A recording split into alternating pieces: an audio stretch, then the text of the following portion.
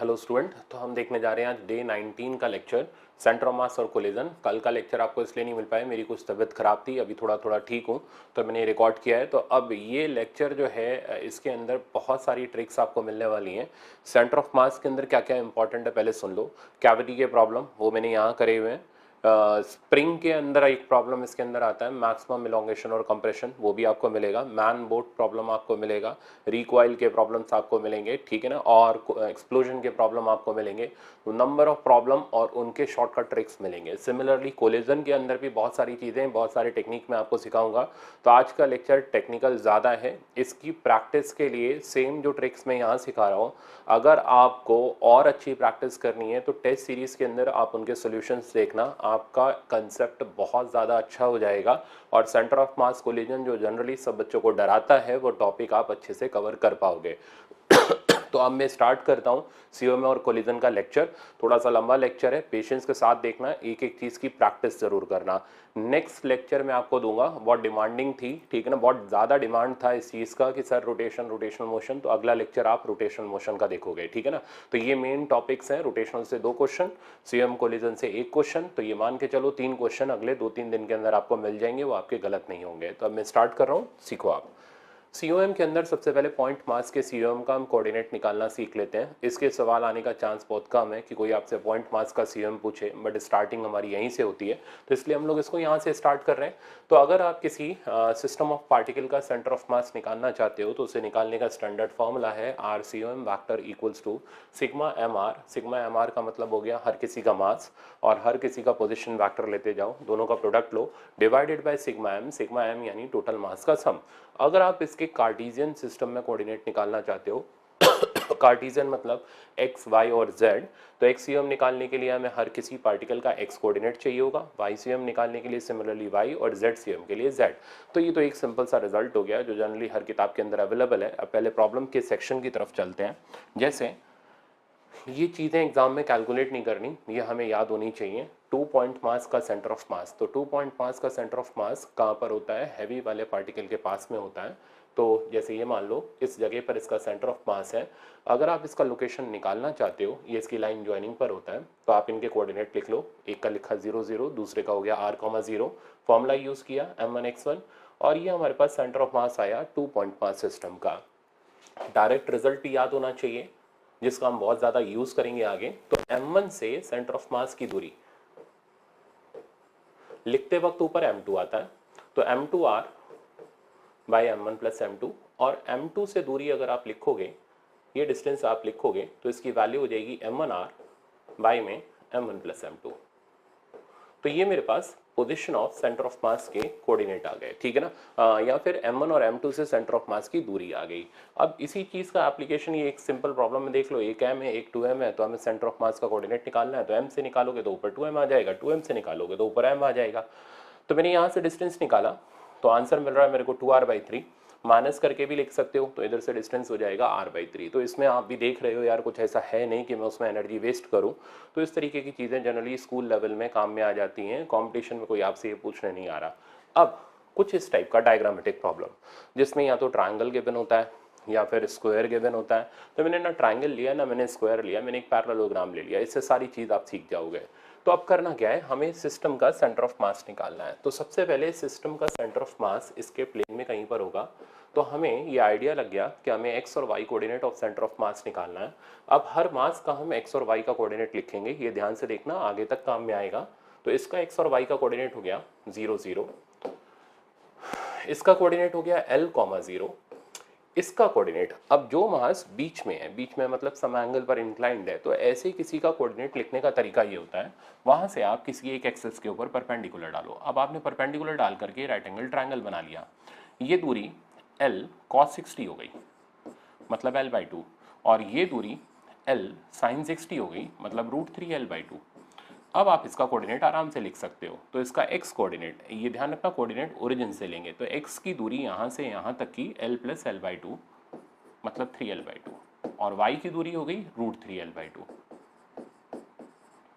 Similarly इसका coordinate बेटा आप लिखोगे तो अगेन परपेंडिकुलर मैंने डाल ही रखा है, ये हो गया l/2, ये हो गया √3l/2, तो कोऑर्डिनेट हमारे पास आ गया l/2 √3l/2। अब हम इसके कोऑर्डिनेट निकालते हैं सेंटर ऑफ मास के। तो XCM लगाते हैं, formula m1x1 plus m2x2 plus m3x3 plus m4x4, जितने मासेस हैं सबका mx divided by total mass. तो m1x1 हो गया 0, m2x2 हो गया m इंटू एल, m3x3 हो गया m इंटू 3l/2 और m4x4 की वैल्यू होगी m into l/2 divided by total mass. तो सब मासेस का सम आप करोगे तो नीचे आ जाएगा 4m। तो XCM की वैल्यू मेरे पास आ गई, ऊपर सिंप्लीफाई करते हैं 3ml/2 ml/2, तो ये बन गया 4ml/2 that means 2ml, 2ml और ml दैट मीन्स 3ml, तो 3ml/4m आंसर आ गया 3l/4।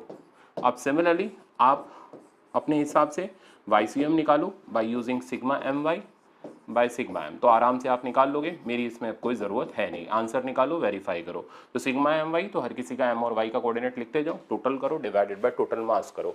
तो ये तरीका था जिससे हम किसी भी मास का जो किसी पर्टिकुलर एंगल पर इंक्लाइंड हो उसका सेंटर ऑफ मास वगैरह कैलकुलेट कर सकते हैं। अब चलते हैं हम कुछ काम के प्रॉब्लम पर। जैसे ये प्रॉब्लम काम का प्रॉब्लम है, ठीक है ना। इस तरीके का प्रॉब्लम टेस्ट में मिलता है, तो मैं पहले ही बता रहा हूँ, मैंने रखा हुआ है टेस्ट के अंदर आपके लिए। तो इस तरीके का प्रॉब्लम एक्सपेक्ट करो नीट एग्जाम में, ठीक है ना, ना कि वो जो अभी हमने किया। तो इस प्रॉब्लम को हम करते हैं। इसमें क्या होता है, स्टूडेंट कंफ्यूज बहुत ज़्यादा हो जाता है कि यार कैसे करना है, क्या करना है, क्या सवाल लगाने का हमारा तरीका रहेगा। तो सीखो आप। अच्छा, मेरी थोड़ी एनर्जी आज डाउन रहेगी, तो इसलिए आप अपनी एनर्जी बढ़ा करके सीखते रहना, क्योंकि आपको एग्जाम में करना है, ठीक है ना, ये छोड़ के नहीं आना। तो मैं तो जैसे ठीक हो जाऊंगा वापस से पुरानी एनर्जी आ जाएगी, बट आप थोड़ा सा एनर्जेटिकली इसको सीखना, ठीक है ना, मन लगा के सीखना। तो 1 and 2 kg particle are kept at origin, 3 and 4 kg particle are kept at this, find location of 5 kg particle such that CM lies at 212 sorry. तरीका क्या है, क्या कहना चाह रहा है ये सवाल। अभी तक हमें पता था कि ये पर्टिकुलर मास इस जगह पर है, ये मास इस जगह पर है, ये मास इस जगह पर है, चलो सेंटर ऑफ मास बता दो। अब यहाँ क्या कर रहा है, 1 और 2 kg को बोल रहा है कि वो ओरिजिन पर है। तो यार 1 और 2 kg सीधे मिला के बोल देते हैं ना 3 kg, तो वो सीधे मिला के नहीं बोलता, वो मासेस को ब्रेक कर करके देता है। तो आप क्या करोगे, मिला करके एक जगह पर मास लिखो। तो 1 और 2 kg दैट मीन्स 3 kg, एक रफ डायग्राम बना लो। ओरिजिन पर लाई कर रहा है, तो इसके कोऑर्डिनेट हो गए 0 0 0। अब इसी तरह आगे प्रोसीड करो, 3 and 4 दैट मीन्स हो गया 7।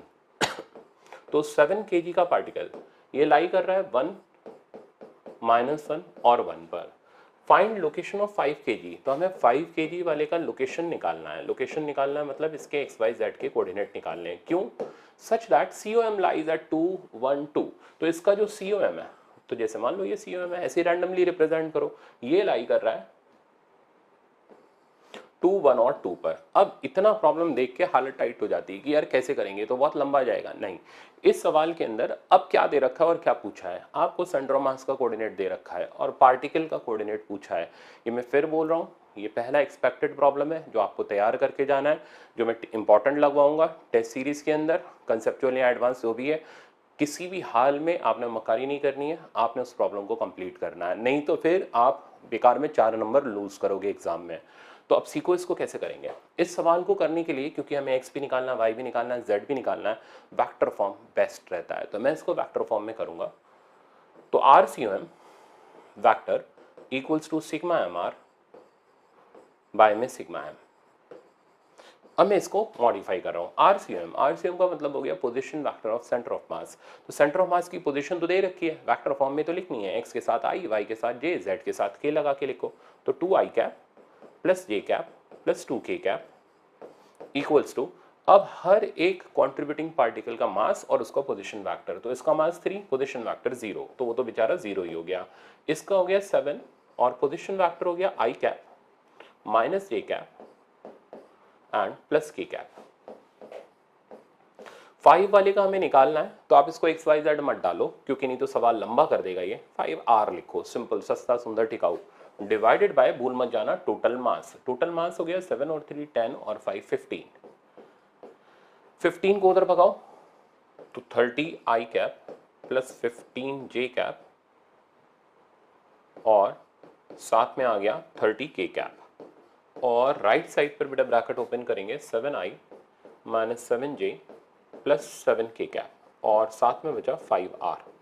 अब आप क्या करने वाले हो, सिंपल वो ऐड सब्ट्रैक्ट ही करना है, तो इसको इधर रवाना करते हैं। तो बचा 23i plus 22j plus 23k cap equals to 5r। 5 को भी डिवाइड में लगाओ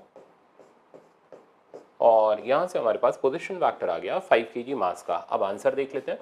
तो आंसर में हमें डालने हैं एक्स वाई जेड के कोऑर्डिनेट। तो एक्स वाई जेड के कोऑर्डिनेट हो गए 23/5 कॉमा 22/5 कॉमा 23/5। तो ये हमारे पास इस 5 kg मास के कोऑर्डिनेट आ गए सच दैट इसको यहाँ रखने पर सेंटर ऑफ मास 2,1,2 के ऊपर लाई करेगा। तो मेरे ख्याल से ये प्रॉब्लम समझ आ गया होगा। अब चलते हैं मेन सेक्शन पर, जो ज़्यादातर जिसकी फ्रीक्वेंसी बहुत अच्छी होती है एग्जाम में आने की। इस तरीके का प्रॉब्लम आपको एग्जाम में प्रैक्टिस करना चाहिए। ये बेसिक थ्योरी अभी दिखाता हूँ, प्रॉब्लम पहले दिखा दूँ। एक तो रॉड इंटीग्रेशन का प्रॉब्लम करके ही जाना है, ये नहीं ये तो मैं ऐसे ही सिखा रहा हूँ। इस तरीके का तो एम्स में आ गया था। कौन सा करके जाना है, ये वाला, ठीक है ना, ये किसी हाल में छोड़ के नहीं जाना। दूसरा जो आपको करके जाना है वो ये है, ये तो बेसिक थ्योरी आ गई। और हाँ, एक ये प्रॉब्लम ये है ट्रिपली का, छोड़ के नहीं जाना, करके जाना, एज इट इज फंसेगा, ठीक है ना। फंस जाए कोई मॉडिफिकेशन नहीं होगा, आंसर टिक मार के आगे आ जाना। अच्छा, एक ये वाला, ये भी बहुत कॉमन प्रॉब्लम है। तो मतलब बहुत अच्छे और बहुत कॉमन प्रॉब्लम मैंने सिखाने के लिए यहाँ पर यूज़ में रखे हैं। इसी तरीके से आप देखो, ये वाला प्रॉब्लम देख के डर लगता है मेडिकल वालों कैसे करेंगे इसको। इसके बाद आ जाता है कैविटी का कंसेप्ट। तो कैविटी के कंसेप्ट के अंदर हम लोग ये पेटेंटेड प्रॉब्लम है ये करेंगे। तो ये प्रॉब्लम हमें करने ही करने, किसी हालत में हमें छोड़ के नहीं जाने। तो ये वो इंपॉर्टेंट सेक्शन है जो आज आपको पता चल जाएगा। अब आते हैं हम अभी के टॉपिक पर।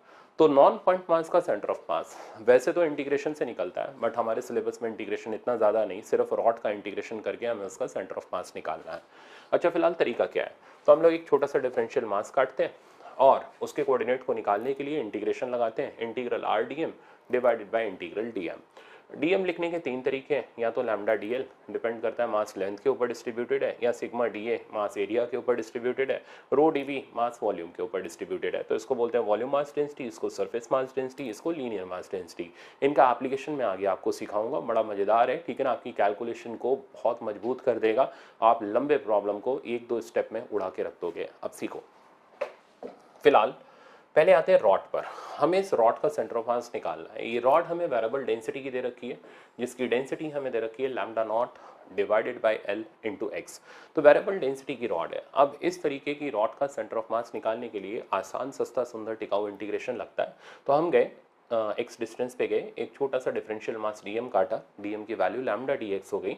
लैम्डा जैसा क्वेश्चन में गिवन है वैसा आपको रखना है, lambda naught by L times x d x. DM का वैल्यू लिखने के बाद अब हम इसका x coordinate centre of mass का लिखने जा रहे हैं, क्योंकि रॉड एक्स एक्सिस के ऊपर लाई कर रही है। पहले फॉर्मूला लिखो, integral x DM divided by integral DM. DM DM काट मत देना, ठीक है, पता चले आगे जोश में सीधे डीएम डीएम उड़ा दिया और एक्स को घर लेके निकल गए, ऐसे नहीं होगा। इसकी वैल्यू सब्स्टिट्यूट करो, इंटीग्रल एक्स डीएम की जगह मेरे पास आ गया lambda naught x by L into D x divided by integral lambda naught x by L into D x. अब इंटीग्रेशन में वो चीज़ कटेगी जो चीज़ कांस्टेंट होगी, क्योंकि वो इंटीग्रेशन से बाहर आ जाएगी और ऊपर नीचे से कैंसिल आउट हो जाएगी। तो ये डाटा कैंसिल आउट हो गया। अब हम इसे इंटीग्रेट कर रहे हैं पूरी लेंथ के ऊपर, और रॉड की पूरी लेंथ एल दे रखी है। तो 0 से एल, 0 से एल। ऊपर बचा मेरे पास integral x square d x from 0 से एल, और नीचे बचा मेरे पास integral x d x from 0 से एल। अब ये आसान सा इंटीग्रेशन है और आप इस इंटीग्रेशन को आराम से कर सकते हो। तो integral x square d x, x square का इंटीग्रेशन होता है एक्स क्यूब बाई 3 और एक्स डी एक्स का हो जाएगा x square by 2। Limit put करने के बाद आपको मिलेगा ऊपर L cube by 3 by L square by 2। Final answer आ गया 2l/3। तो इस टाइप की रॉड का सेंटर ऑफ मास 12/3 के डिस्टेंस पर लाई कर रहा है इसके एक एंड से। अब चलते हैं उस प्रॉब्लम पर। तो देखा ना, आसान है, कुछ भी नहीं है ऐसा जो पता नहीं किसने हवा उड़ा रखी है। सीएम कोलिजन बहुत मुश्किल है, नहीं है। आईआईटी के लिए हाँ थोड़ा सा अच्छा एडवांस लेवल में आता है, बट मेडिकल में नहीं आता। मेडिकल वाला आप आराम से कर लोगे, इस क्रैश कोर्स के लेक्चर से ही आपसे आराम से हो जाएगा। अब सीखो, लैम्डा की वैल्यू दे रखी है A plus P x. Same process है, हमें सेंटर ऑफ मास इस रॉड का निकालना है। तो सेम तरीका, एक्स यू एम का वैल्यू लिखा, इंटीग्रल एक्स डीएम, डीएम की वैल्यू हो गई लैम्डा डी एक्स, नीचे integral DM lambda D x. Lambda की वैल्यू सब्स्टिट्यूट कर देते हैं और लैम्डा की वैल्यू आप डालोगे तो लैम्डा की वैल्यू आ जाएगी a plus B X times D X, नीचे भी आ गया मेरे पास a plus B X times D x, और इंटीग्रेट वही 0 से लेके l तक।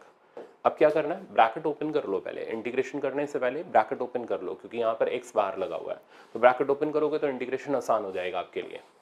तो एक्सियम की वैल्यू मेरे पास आ गई, इंटीग्रल ब्रैकेट ओपन किया a x d x plus B x square d x divided by नीचे आया integral a d x plus B x d x और लिमिट 0 से l। अब तो आसान है, इंटीग्रेशन आराम से हो जाएगा।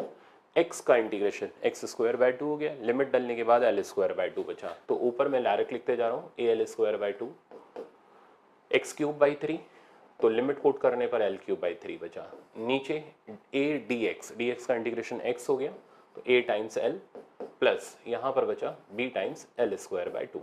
अब आपको इसको सिंप्लीफाई करना है, बस सिंप्लीफाई कैसे करोगे, l ऊपर नीचे से काट दो तो ऊपर बचा a l plus B L square, अच्छा 3 इधर और 2 इधर तो 3al plus 2bl square by 6, नीचे डिनोमिनेटर में हमने l डायरेक्ट उड़ा दिया और एलसीएम में आ गया 2a plus b divided by 2, तो यहाँ पर बचेगा हमारे पास 3। फाइनल आंसर आ गया एक्सयूएम का 3al plus 2bl square divided by 3 times 2a plus b। चाहिए तो अंदर भी मल्टीप्लाई कर सकते हो। तो ये हमारे पास फाइनली सेंटर ऑफ मास के कोऑर्डिनेट आए ऐसे सिचुएशन में जब density a plus B X के बराबर दे रखी थी। तो मेरे ख्याल से अब आपको ये एक इंपॉर्टेंट टेस्ट का क्वेश्चन पता चल गया कि किस तरीके से किया जाता है इस एग्जाम्पल को। अब आगे चलते हैं, नेक्स्ट आता है centre of mass of some regular diagram. ये आपको किसी भी बुक में इजीली मिल जाएंगे, ठीक है ना, तो इसके लिए आपको परेशान होने की जरूरत नहीं, किसी भी बुक में देखोगे इसमें से 3-4 चीज़ें जो हमारे काम में आनी है। जैसे सबसे पहले हमारे काम में आना, ये तो मैंने आपको बता ही दिया, स्क्वायर शीट का सेंटर ऑफ मास या रेक्टेंगुलर शीट का सेंटर पर होता है, ट्राइंगल का सेंटर ऑफ मास सेंट्रोइड पर होता है, रिंग का आपको याद रखना है 2r/π के डिस्टेंस पर होता है, हाफ डिस्क का 4r/3π पर होता है। तो हमें हाफ डिस्क काम में आ जाएगी, ठीक है ना। फुल डिस्क होगी तो बेटा सेंटर पर ही होगा। हेमीस्फीयर का, ठीक है ना, तो हेमीस्फेरिकल बाउल का, तो ये हेमीस्फेरिकल बाउल बोल लो या हेमीस्फेरिकल शेल बोल लो, इसका सेंटर ऑफ मास r/2 पर होता है। सॉलिड हेमीस्फीयर का 3r/8 पर होता है, सॉलिड कोन का h/4 पर होता है। ये ध्यान रखना, ये इसके बेस से है, ठीक है ना, ये सारी दूरी इसके बेस से ली गई है, तो यहाँ से h/4 की हाइट पर, हॉलो कोन का h/3 की हाइट पर, तो इनकी हमें जरूरत पड़ेगी। इनके लिए आप पहले ही वेल प्रिपेयर्ड रहो कि यार ये हमें रटे हुए होने चाहिए, इनको हम डिराइव नहीं करते हैं। अब इस बेसिस पर ये पहला एग्जाम्पल है, इसमें क्या किया गया, एक टी शेप का, ये IEEE का प्रॉब्लम है, एक टी शेप का स्ट्रक्चर तैयार किया गया जैसा आपको दिख रहा है। कहते हैं इस पर फोर्स लगानी है, किस जगह से लगाएं, सच दैट रॉड सिर्फ और सिर्फ ट्रांसलेट करे, ठीक है ना। अब ट्रांसलेट करे क्योंकि सेंटर ऑफ मास के बाद रोटेशन आने वाला है, तो ये चीज़ें यहीं से मैं इंट्रोड्यूस करना स्टार्ट कर देता हूँ। तो ये जो मोशन है, इस मोशन को बोलेंगे ट्रांसलेटरी मोशन। इसकी प्रॉपर्टी क्या होती है, इसकी प्रॉपर्टी ये होती है ट्रांसलेटरी मोशन में बॉडी का हर एक पार्टिकल सेम स्पीड, ठीक है, देख लो, जितनी स्पीड से टिप चल रहा होगा उतनी स्पीड से बॉटम चल रहा होगा, सेम स्पीड, ठीक है ना, सेम डिस्टेंस, सेम एक्सेलरेशन, सब कुछ एक जैसा होगा। तो ये जो पार्टिकल्स होंगे बॉडी के ऊपर लाई करने वाले, वो सारी चीज़ें सेम पोजेस कर रहे होंगे और ये बिल्कुल उनके सेंटर ऑफ मास के बराबर होगा। तो इस टाइप का ट्रांसलेटरी मोशन कहलाता है रेक्टिलिनियर ट्रांसलेटरी मोशन। ऐसे टाइप का ट्रांसलेटरी मोशन कहलाता है कर्वीलिनियर ट्रांसलेटरी मोशन। ये आपको नहीं करना, आप परेशान मत हो, आप सिर्फ इसको ध्यान रखो। और ये हो गया फिक्स्ड एक्सिस रोटेशन, ठीक है ना। अब हम क्या चाहते हैं कि बॉडी सिर्फ और सिर्फ ट्रांसलेट करे, ठीक है। अच्छा, आपके पास पेन तो होगा, है ना, और पेन आप यूं रख के हाथ में ऐसे रख के, कई बच्चे यूं करके घुमाना, मेरे को नहीं आता, कई बच्चे यूं करके घुमाना शुरू कर देते हैं, तो वो तो बातों बातों में रोटेशन उड़ाना शुरू कर चुके होते हैं। नहीं, अभी रोटेशन नहीं कराना, अभी ट्रांसलेशन की बात चल रही है। तो मैं इस पेन को यहाँ से, आपको कहाँ से, देखो गौर से, यहाँ से आप फिर पूछोगे कहाँ से, मैं बोलूँगा सेंटर ऑफ मास से। मैं इस पेन को सेंटर ऑफ मास से हिट कर रहा हूँ इस तरीके से। अब ज़्यादा हिट करूँगा तो कैमरा की रेंज से बाहर चला जाएगा। तो अगर मैं इस पेन को सेंटर ऑफ मास से हिट करूँ तो ये पेन सिर्फ और सिर्फ कौन सा मोशन करेगा, ट्रांसलेशन करेगा। तो किसी भी बॉडी को अगर आप ट्रांसलेशन कराना चाहते हो फोर्स लगा करके, तो उसे कहाँ से हिट करो, उसके सेंटर ऑफ मास से। तो ऐसा करने पर उसमें सिर्फ और सिर्फ ट्रांसलेटरी मोशन आएगा, कोई रोटेटरी मोशन नहीं आएगा। तो ये सवाल एक इनडायरेक्ट अप्रोच पर बेस्ड बहुत अच्छा प्रॉब्लम है। कहता है फाइंड लोकेशन ऑफ पॉइंट, तो कहाँ से हम फोर्स लगाएं सच दैट बॉडी सिर्फ और सिर्फ ट्रांसलेट करे, रोटेट ना करे। तो वो फोर्स लगाई जाएगी इस सिस्टम के सेंटर ऑफ मास से। तो दैट मीन्स हमें सिस्टम का सेंटर ऑफ मास ढूंढ के निकालना है। तो this is the location of COM of system. अब कैसे हम इसका सेंटर ऑफ मास निकालें, इसको बोलते हैं कलेक्शन ऑफ कंटिन्यूस मासेस। बहुत आसान होता है निकालना, तरीका सुनो। ये जो दो रॉड्स हैं इनको पकड़ के पॉइंट मास बनाओ, ठीक है ना। तो ध्यान रखना, जो भी कैसा भी ऑब्जेक्ट मिलेगा पकड़ो, पॉइंट मास बनाओ।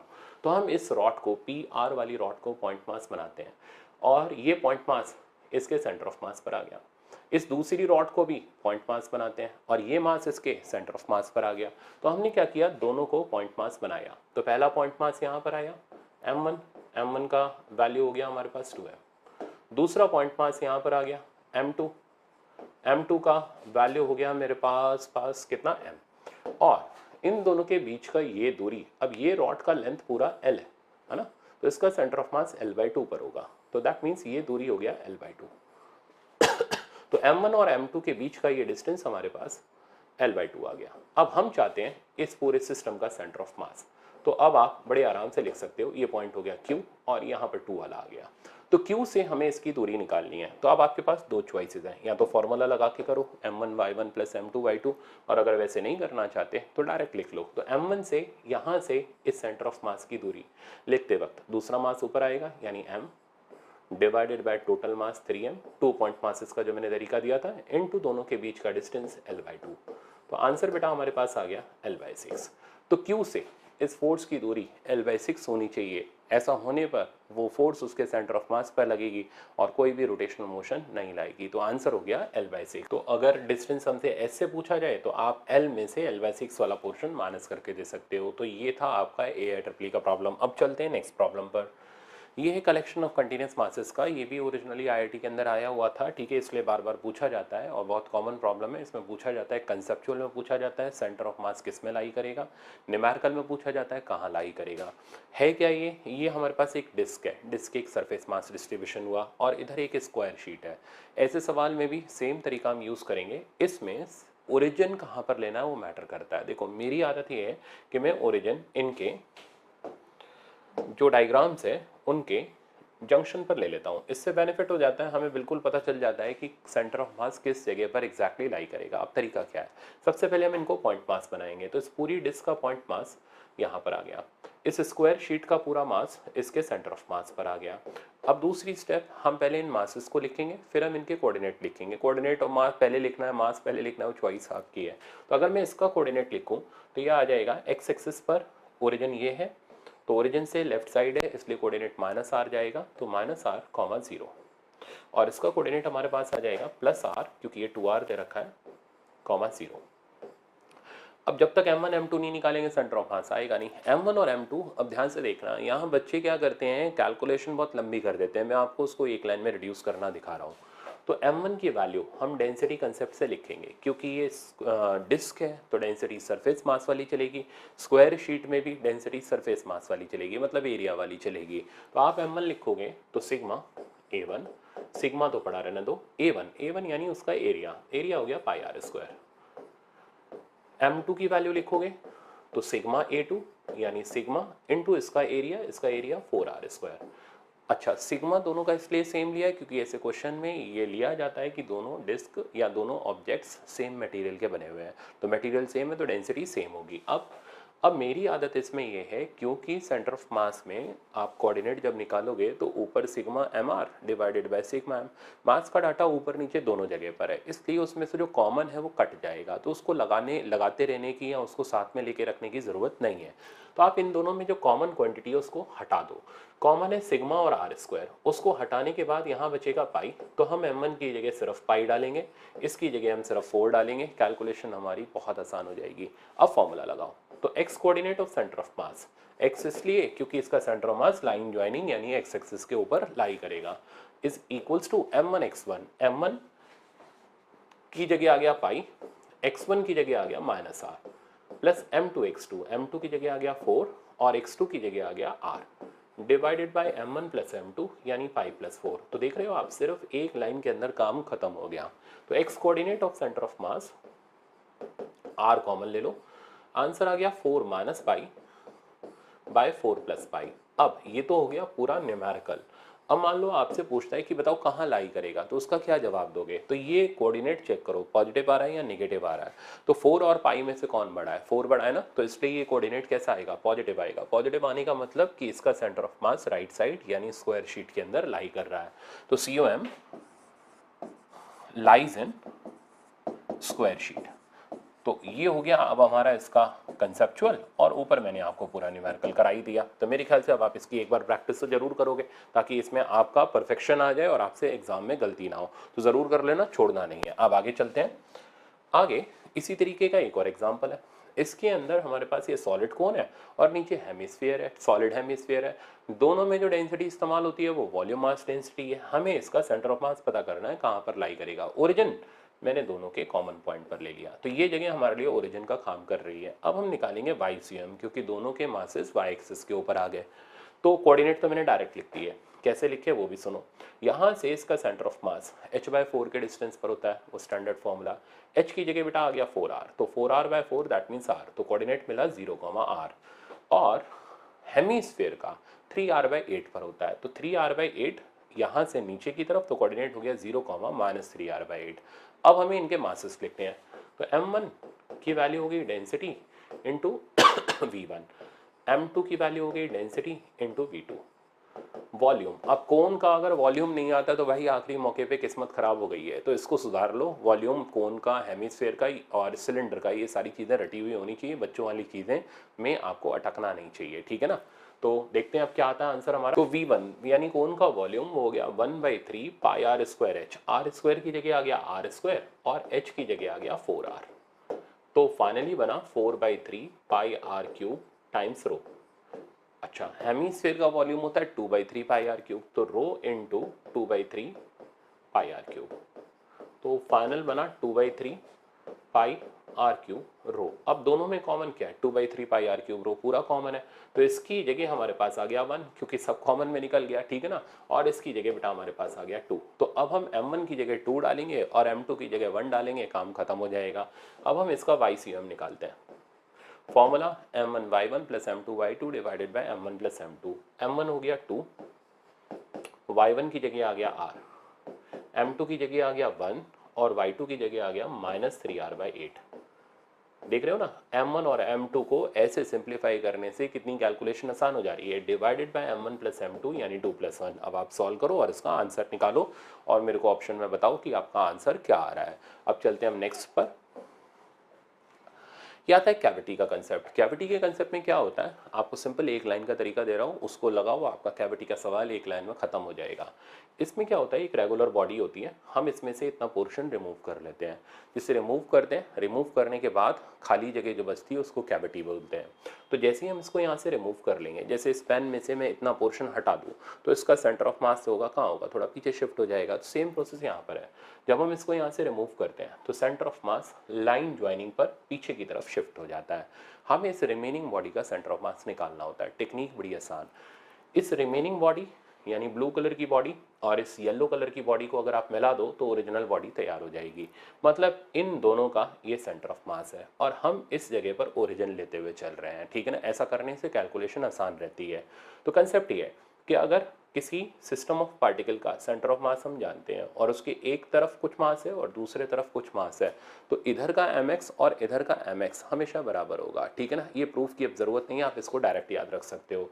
तो जब भी आपको रिमेनिंग बॉडी का सेंटर ऑफ मास निकालना है तो मेरी थ्योरम ये m remaining x remaining, x remaining क्या हो गया, ओरिजिन से यहाँ तक की रिमेनिंग बॉडी तक की दूरी is equals to m cutted into x cutted. x cutted क्या हो गया, कटेड ऑब्जेक्ट का ओरिजिनल बॉडी से सेंटर ऑफ मास का दूरी। इस थ्योरम को लगा दो, यानी m1x1 बराबर m2x2 लगा दो। ऐसा करने से आपके पास रिमेनिंग बॉडी का सेंटर ऑफ मास एक लाइन के अंदर आ जाएगा। तो x रिमेनिंग की वैल्यू आपके पास आ जाएगी कितनी, m कटेड x कटेड divided by m remaining. हो गया ना, देखो आसान। तो इस टेक्निक से आप कैविटी के सेंटर ऑफ मास को बहुत आराम से पता कर सकते हो। अब सवाल की ज़रूरत, इसमें करना क्या होगा, हमें एक्स कटेड निकालना होगा। कैसे, वो हम ज्योमेट्रिकल डायग्राम से निकालेंगे, मैं आगे सिखाऊंगा। एम कटेड बिल्कुल सेम डेंसिटी कंसेप्ट से लिखेंगे, एम रिमेनिंग डेंसिटी कंसेप्ट से लिखेंगे। कॉमन चीज़ अपने आप कट जाएगी, इसलिए उसकी हमें ज़रूरत नहीं पड़ेगी। अब सवाल देखो ये पूरा पेटेंटेड प्रॉब्लम है और इसको कैसे अटेम्प्ट करना है अब आप देखो। तो मैं यहाँ पर इसका डिस्टेंस लिख रहा हूँ x कटेड और इसको लिख रहा हूँ x रिमेनिंग। अच्छा, अब कहानी ऐसी है कि सबसे पहले हमने ये येलो कलर की पोर्शन की बॉडी को यहाँ से रिमूव कर लिया, तो रिमेनिंग बॉडी का सेंटर ऑफ मास कितना पीछे गया हमें उसका आंसर निकाल के देना है।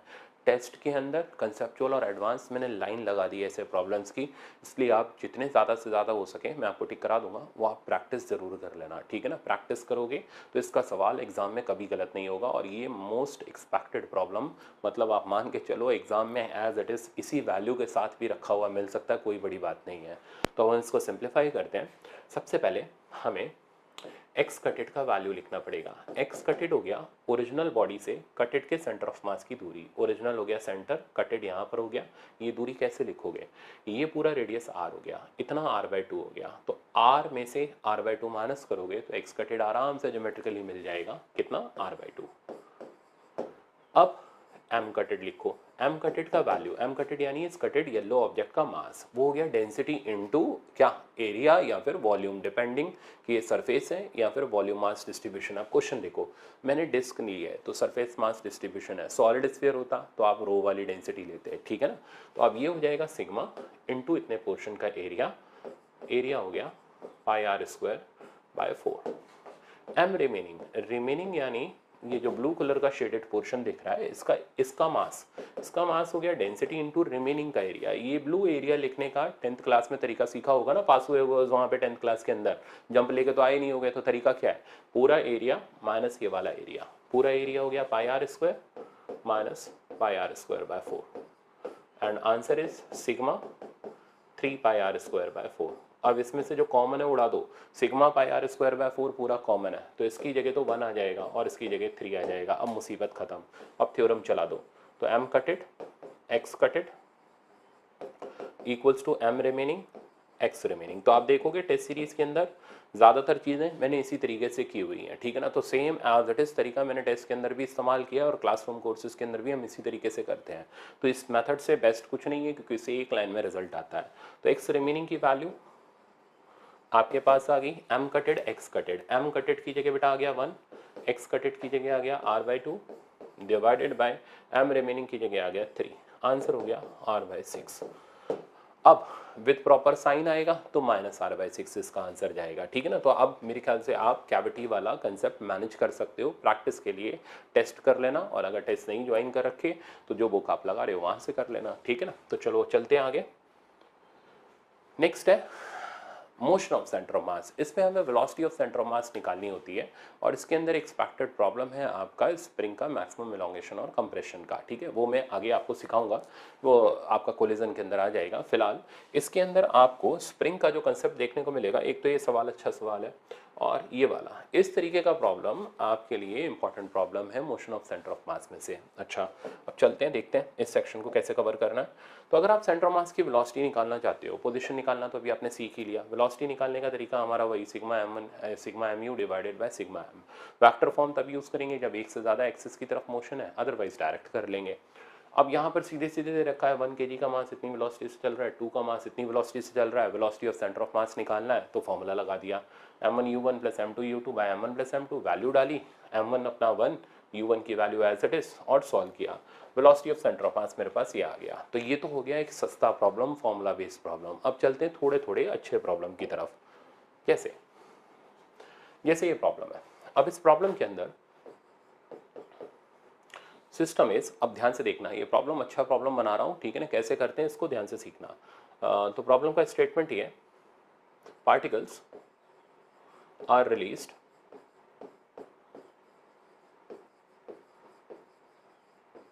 फ्रॉम रेस्ट, तो रेस्ट से इनको छोड़ा गया। ओके, अब क्या करें, find velocity of centre of mass after 2 second. तो ये मेरा फुल फ्लैश्ड प्रॉब्लम है। अब इस प्रॉब्लम को करने का प्रॉपर तरीका क्या होगा, देखो इसको निकालने के लिए हम यूज करेंगे अपनी काइनेमेटिक्स की equation, velocity of centre of mass. First equation use करेंगे UCOM प्लस ACOMT। तो अब इसके अंदर हमें चाहिए क्या क्या है, तो इसके अंदर हमें चाहिए यूसीएम चाहिए, यानी initial velocity of centre of मास चाहिए। तो उसके लिए हमें देखना पड़ेगा कि इनिशियली पार्टिकल चल रहे थे या रुके हुए थे। तो particles are released from rest, इसका मतलब इनिशियल वेलोसिटी यूसीएम 0 हो गया। तो एक चीज तो मुसीबत तो कट गई, यूसीएम का वैल्यू तो 0 हो गया। अब क्वेश्चन में हमें एसीएम की वैल्यू निकालनी है। एसीएम की वैल्यू निकालना मेन खेल है। अब इसको सीखो, how to find out acceleration of centre of mass. Acceleration of centre of mass निकालने के लिए हमें हर पार्टिकल का एक्सेलरेशन निकालना पड़ेगा। वो हम लॉज ऑफ मोशन की टेक्निक से निकाल लेंगे, जिसमें बनाई मैंने ये सिस्टम बाउंड्री, फोर्सेज आपको आती हैं लगानी, टी से टी कट किया, और ये एक्सेलरेशन पार्टिकल का आएगा। सेंटर ऑफ मास के लिए m1 a1 m2 a2 करना पड़ेगा, ठीक है ना। तो पहले सीखो, तो पहले हम a का मैग्नीट्यूड निकालते हैं। चलाने वाला हो गया 20, रोकने वाला कोई नहीं, is equals to total mass which is 3 8। तो एक्सेलरेशन ऑफ पार्टिकल आ गया 20/3 और यूनिट आ गया मीटर पर सेकंड स्क्वायर। पर ये वो नहीं है जो हमें यहाँ चाहिए, हमें चाहिए यहाँ पर एक्सेलरेशन ऑफ सेंटर ऑफ मास। अब ये पार्टिकल एक्स एक्सिस की तरफ चल रहा है, तो इसलिए इसके आगे आई कैप लगेगा। ये और एक्सिस हम इस तरीके से बना रहे हैं, ये एक्स एक्सिस ये वाई, ऐसा एग्जामिनर बना के देगा आपको। ये जा रहे हैं नीचे की तरफ, तो इसके साथ वेक्टर फॉर्म में आएगा -a j कैप। तो आप यहाँ पर डायरेक्ट नहीं लिख सकते, अब आपको पूरा फॉर्मूला लगाना पड़ेगा, इसलिए ये सवाल अच्छा सवाल है। तो ACM की वैल्यू हो गई m1 a1 plus m2 a2 divided by m1 plus m2।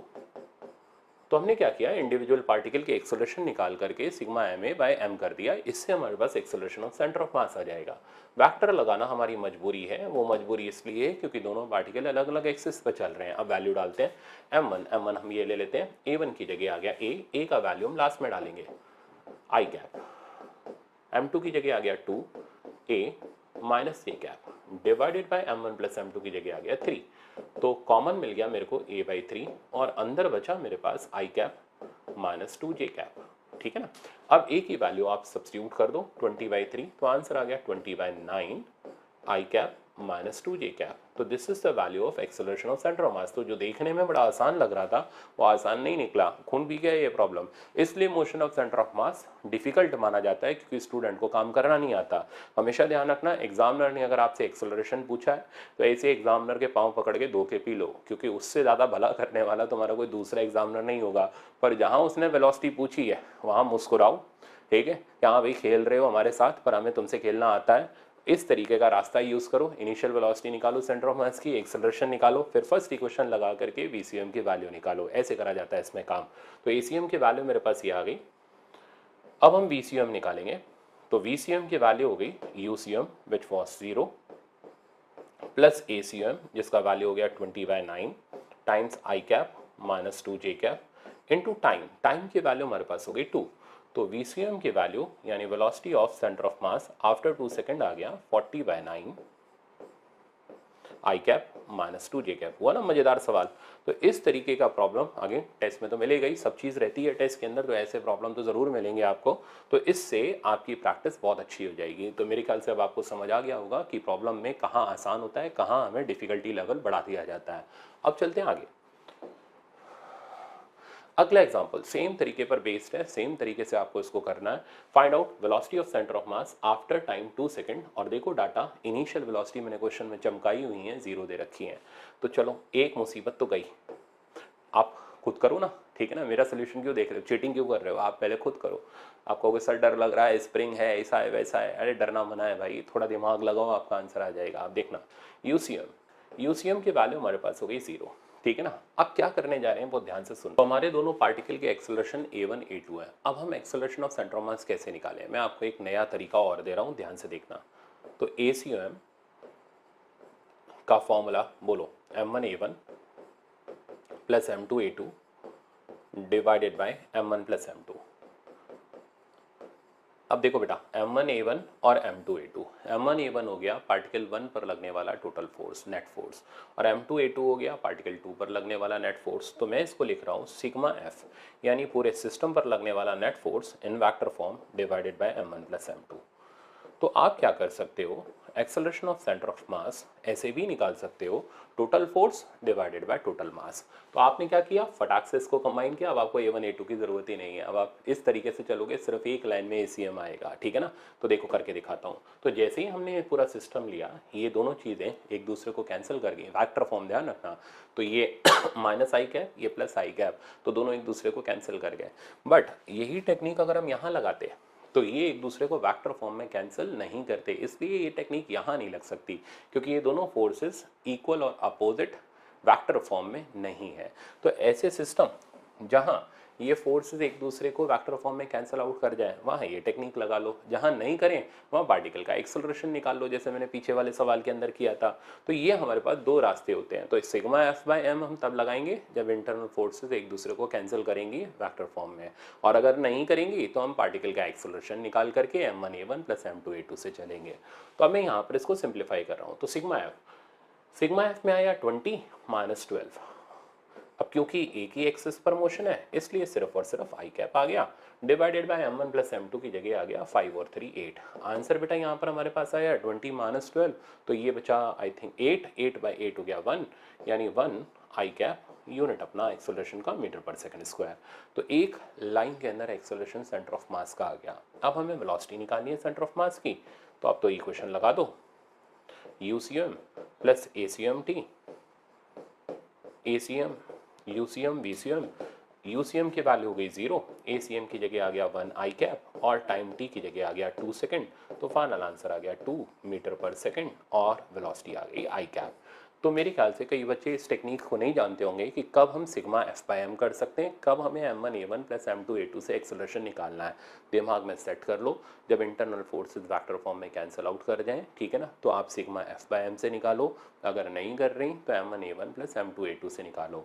तो ये चीज़ें शायद आपको पता नहीं होंगी, बट इसी चीज़ को पूरा डिटेल्ड वीडियो लेक्चर्स के अंदर मैंने बताया हुआ है, सिखाया हुआ है, और उसका बेस्ट एप्लीकेशन आपको टेस्ट के अंदर देखने को मिल जाएगा। इसलिए बोल रहा हूँ कि टेस्ट अगर आप लगा लोगे तो आपकी प्रैक्टिस इतनी अच्छी हो जाएगी कि फिजिक्स का डर खत्म हो जाएगा। और कुछ नहीं है, बस इसलिए बोल रहा हूँ कि वो टेस्ट लगा लो। सब तरीके ऐसे सिंपल है, एक बार आ गए तो फिजिक्स से डरना बंद कर दोगे। अब चलते हैं आगे। अब नेक्स्ट है आइसोलेटेड सिस्टम। आइसोलेटेड सिस्टम किसको बोलते हैं और इसकी प्रॉपर्टीज़ क्या होती हैं? बेस्ट सिस्टम है आपके लिए, और सबसे ज़्यादा सवाल इसी पे पूछे गए हैं, ठीक है ना। सबसे ज़्यादा सवाल क्या क्या आता है आइसोलेटेड सिस्टम में? मैन प्लैंक सिस्टम आता है, ठीक है ना, मैन बोट सिस्टम आता है, गन बुलेट सिस्टम आता है, ठीक है ना, और ग्रेविटी फ्री स्पेस का सिस्टम इसके अंदर आ जाता है। तो बहुत और एक्सप्लोजन इसके अंदर आ जाता है। गिनते गिनते थक जाओगे, बट सवाल खत्म नहीं होते, इतनी सारी चीज़ें इस सिस्टम के अंदर आ जाती हैं। तो आइसोलेटेड सिस्टम किसको बोलते हैं? आइसोलेटेड सिस्टम वो सिस्टम होता है जिसमें एक्सटर्नल फोर्स जीरो होती है, कोई एक्सटर्नल फोर्स नहीं लगती, और अगर लगती है तो एक दूसरे को कैंसिल आउट कर जाती है। दूसरा, खाली ऐसा नहीं एक्सटर्नल जीरो होता है। दूसरा, इंटरनल फोर्सेस म्यूचुअल होती हैं। म्यूचुअल मतलब पेयर में लेने पर एक दूसरे को कैंसिल आउट कर जाती हैं। तो कुल मिलाकर के ऐसे सिस्टम पर नेट फोर्स हमेशा जीरो होती है।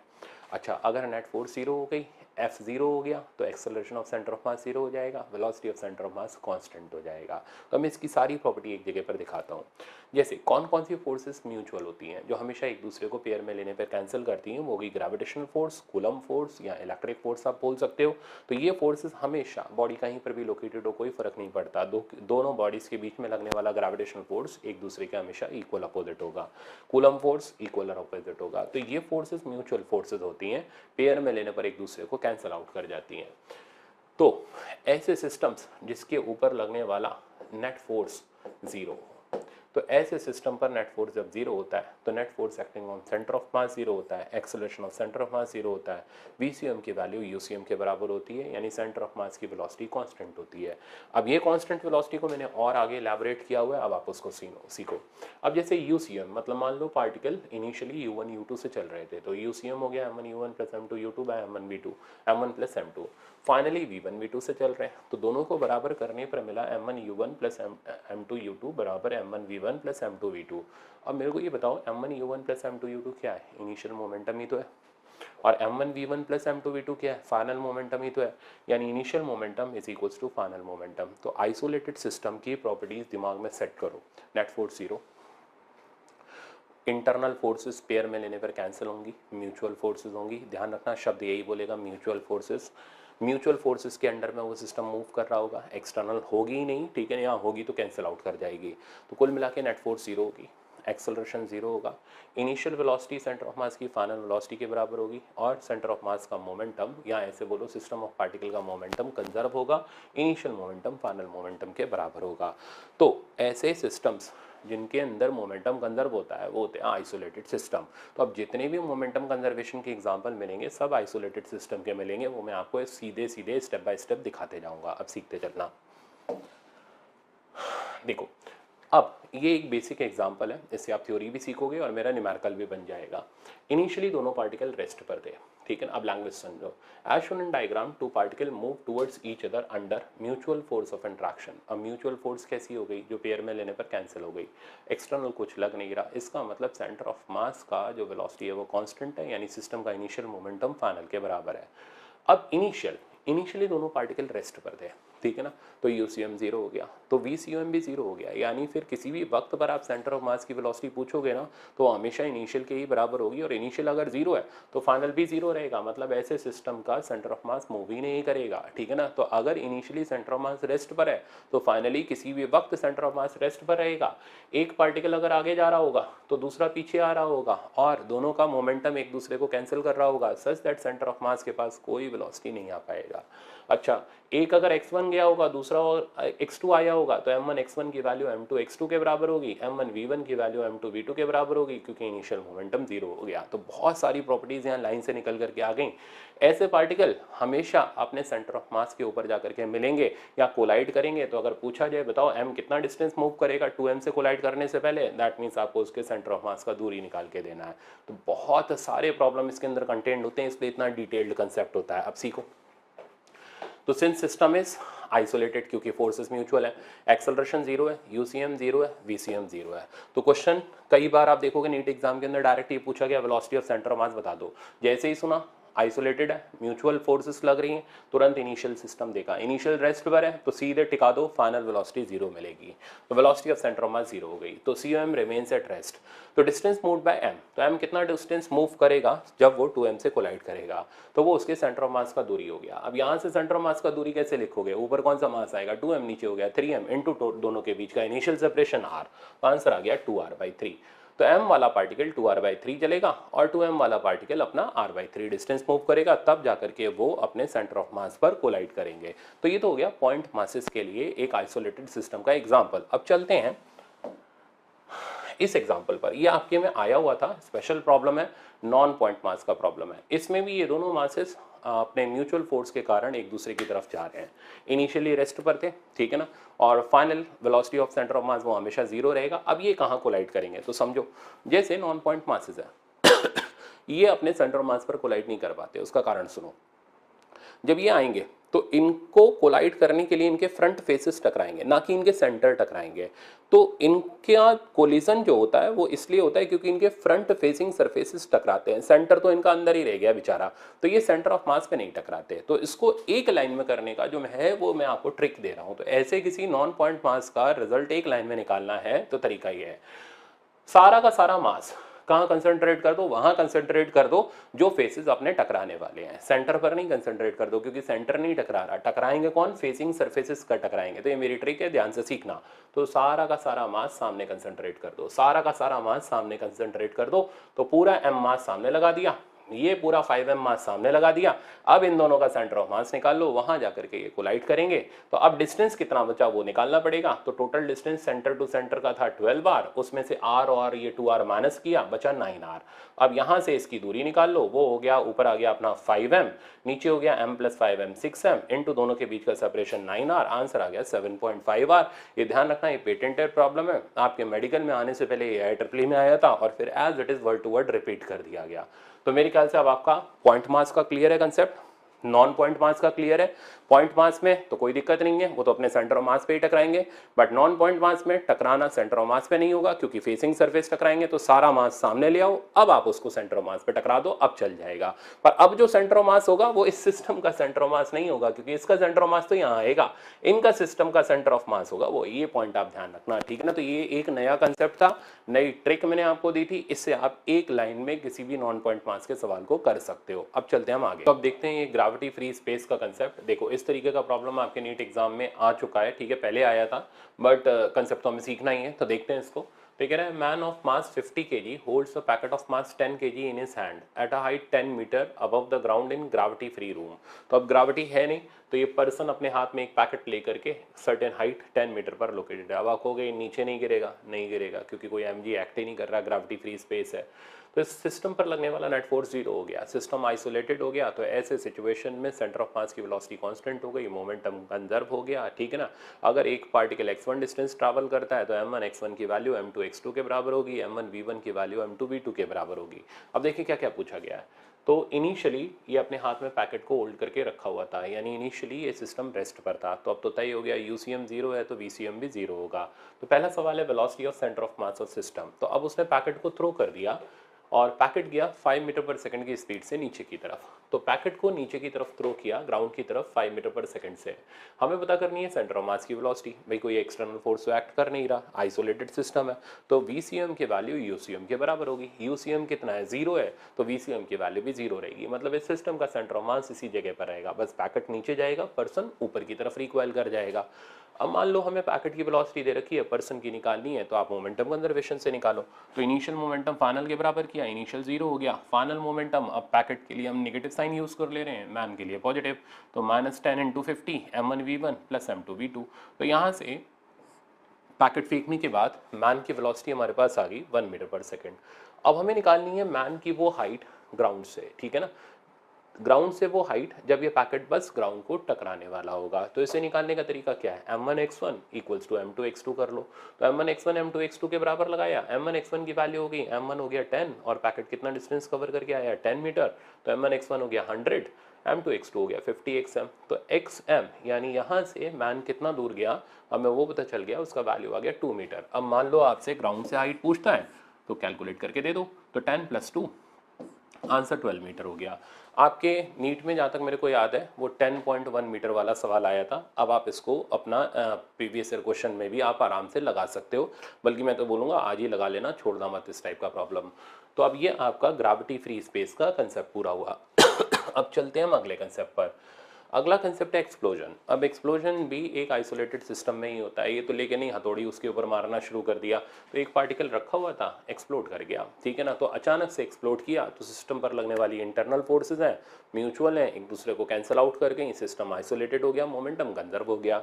इनिशियली रेस्ट पर है तो फाइनली भी सेंटर ऑफ मास रेस्ट पर रहेगा, बस पार्टिकल जो होंगे वो फ्लाई अपार्ट करेंगे, इधर उधर जाना शुरू करेंगे। अब करेंगे क्या, तो ऐसे सिचुएशन में ये होता है कि एक तो मासेस का रेशियो गिवन होता है, तो हम फट से उस रेशियो से मासेस लिख लेते हैं। तो इसका मास, अच्छा क्या मास दे रखा था, पार्टिकल का मास 10 kg दे रखा था और वो एक्सप्लोड हुआ 3 फ्रैगमेंट में 1:1:3।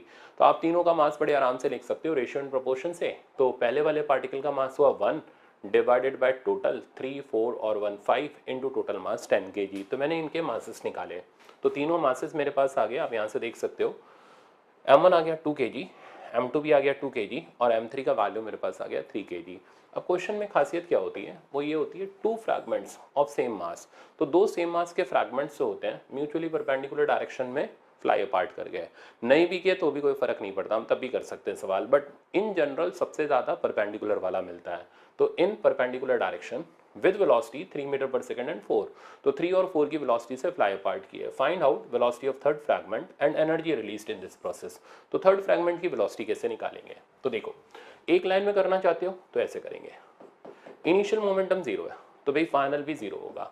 फाइनल कब 0 होगा, जब इन दोनों का जो रिजल्टेंट होगा वो तीसरे वाले को कैंसिल करेगा, ठीक है ना, तभी तो पूरे सिस्टम का फाइनल मोमेंटम 0 होगा।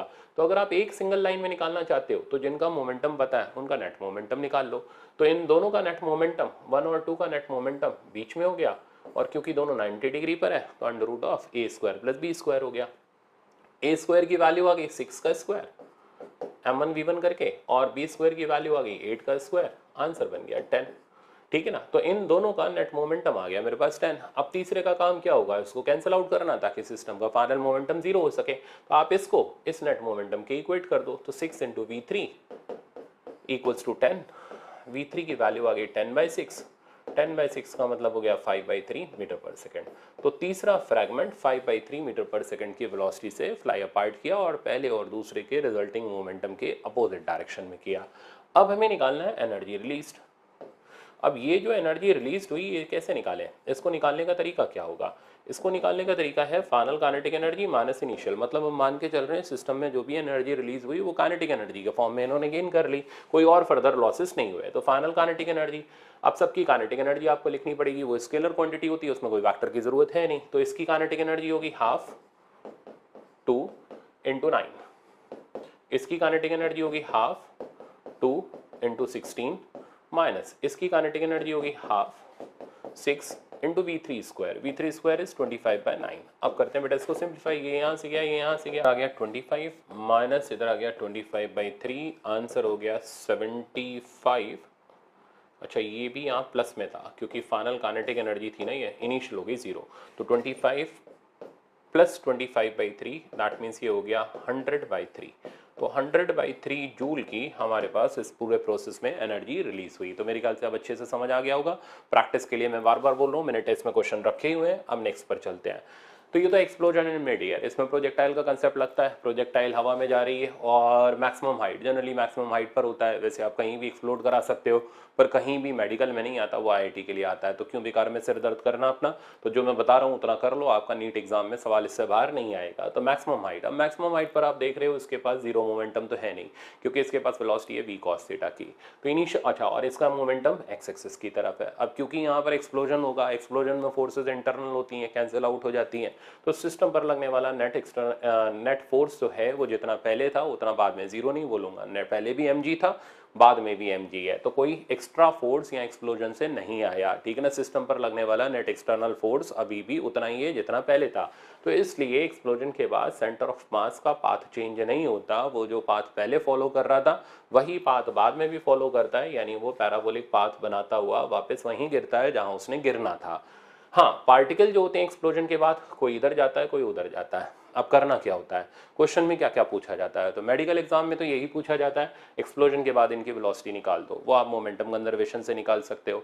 अब दूसरा सवाल ये पूछा जाता है, ग्राउंड पर गिरने के बाद एक पार्टिकल की पोजीशन दी होती है, दूसरे की निकालनी होती है। तो अगर मान लो m1 की दे रखी है, x1 पोजीशन दे रखी है और m2 की पोजीशन पता करनी है, तो हम यूज कर लेंगे m1 x1 बराबर m2 x2। तो ध्यान रखना इसमें कंसेप्चुअल भी बहुत सारे पूछे जाएंगे कि अगर हमने एक प्रोजेक्टाइल को फेंका, बीच में जाके एक्सप्लोड कर गया, बताओ सेंटर ऑफ मास कहाँ गिरेगा, तो सेंटर ऑफ मास वहीं गिरेगा जहां उसने गिरना था, वो उसी प्रोजेक्टाइल पाथ को फॉलो करता हुआ जाएगा, क्योंकि एक्सप्लोजन से कोई फोर्स में चेंजेस नहीं आते। सिस्टम पर लगने वाला पहले भी mg का फोर्स था, एक्सप्लोजन के बाद भी mg है, इसलिए सेंटर ऑफ मास का पाथ जैसा पहले होता है वैसा बाद में रहता है। दो सवाल बनते हैं, एक्सप्लोजन के जस्ट बाद की वेलोसिटी वो मोमेंटम कंजर्वेशन से आ जाएगी, और एक पार्टिकल की पोजीशन दे रखी हो दूसरे की निकालनी हो तो वो m1 x1 बराबर m2 x2 से आ जाएगी। तो आई थिंक बेसिक कंसेप्ट आपको समझ आ गया होगा। अब आप न्यूमेरिकल देखो, तो न्यूमेरिकल ये रहा, कहता है ये पार्टिकल था, a projectile is projected from ground with speed u at an angle 60 degree from ground, explodes in mid air. तो हमें दे रखा है ये एक्सप्लोड होती है मिड एयर में, मासेस ऑब्वियसली नहीं देता, वो रेशियो देता है, कहता है इन द रेशियो 1:2। अब मैंने क्या किया, एक्सप्लोजन के बाद के मासेस लिख लिए, एक का ले लिया m, दूसरे का 2m, तो इनिशियल मास टोटल जोड़ करके हो गया 3m, क्योंकि इसमें मोमेंटम कंजर्वेशन लगाने पर मास वैसे भी दाएं बाएं से कैंसिल आउट हो जाएगा। अब हमें क्या करना है, if lighter particle retraces its path, अब ये एक नई लैंग्वेज आएगी, तो कोई भी पार्टिकल अपना पाथ रिट्रेस कब करेगा, जब उसको वही वेलोसिटी मिले अपोजिट डायरेक्शन में जो एक्सप्लोजन से पहले की थी। तो जब लैंग्वेज लिख दिया रिट्रेसेस, तो जिस पार्टिकल ने अपने पाथ को रिट्रेस करना उसके बाद वही वेलोसिटी आएगी जो एक्सप्लोजन से पहले की थी। एक्सप्लोजन से पहले कितनी थी, u/2, ये कहां से आई, u cos थीटा से। u कितना है, u cos 60 की वैल्यू हो गई u/2, तो एक्सप्लोजन से पहले की वेलोसिटी u/2 है, और अगर हमने अपने पाथ को रिट्रेस करना है तो वही उसको उल्टा होकर के मिल गया u/2 इन अपोजिट डायरेक्शन। अच्छा, अब पूछा जाएगा 2m कितनी वेलोसिटी से गया और कहाँ गिरा, ठीक है ना, तो ये m वाला तो यहीं गिरा करके, तो m वाले की पोजीशन तो इनडायरेक्टली हमें पता है, वो तो है r, तो m2 की पोजीशन पूछी जाएगी, वो हम बाद में निकाल देंगे। पहले मोमेंटम कंजर्वेशन लगाते हैं, तो मोमेंटम कंजर्वेशन लगाया इनिशियल बराबर फाइनल, इनिशियल मोमेंटम हो गया 3m/u/2, वेक्टर लगाने की जरूरत नहीं है क्योंकि एक ही एक्सिस यहाँ पर इन्वॉल्व है। अच्छा, और फाइनल मोमेंटम लिखा, इसका फाइनल मोमेंटम जिसने रिट्रेस किया वो हुआ -mu/2 और दूसरे वाले का फाइनल मोमेंटम हो गया 2mv2, हमारे पास v2 का वैल्यू आ गया। तो एक्सप्लोजन के बाद 2m मास के पार्टिकल का वेलोसिटी u के बराबर आ गया। अब ग्राउंड पर ये यहाँ गिरा और ये रिट्रेस करके ऑब्वियसली अपने पॉइंट ऑफ प्रोजेक्शन पर गिरा, तो अब हमें पता करना है 2m वाले पार्टिकल का डिस्टेंस कितना है पॉइंट ऑफ प्रोजेक्शन से। तो position of second particle from point of projection when it falls on ground, ये हमें पता करनी है। अब कैसे पता करेंगे, m1x1 बराबर m2x2, m1x1 की जगह आ गया m इंटू आर और m2x2 की जगह आ गया 2m इंटू x2, x2 की वैल्यू हो गई r/2, पर ये यहाँ से हमें यहाँ से निकालनी है, तो यहाँ से टोटल डिस्टेंस हो गया 3r/2।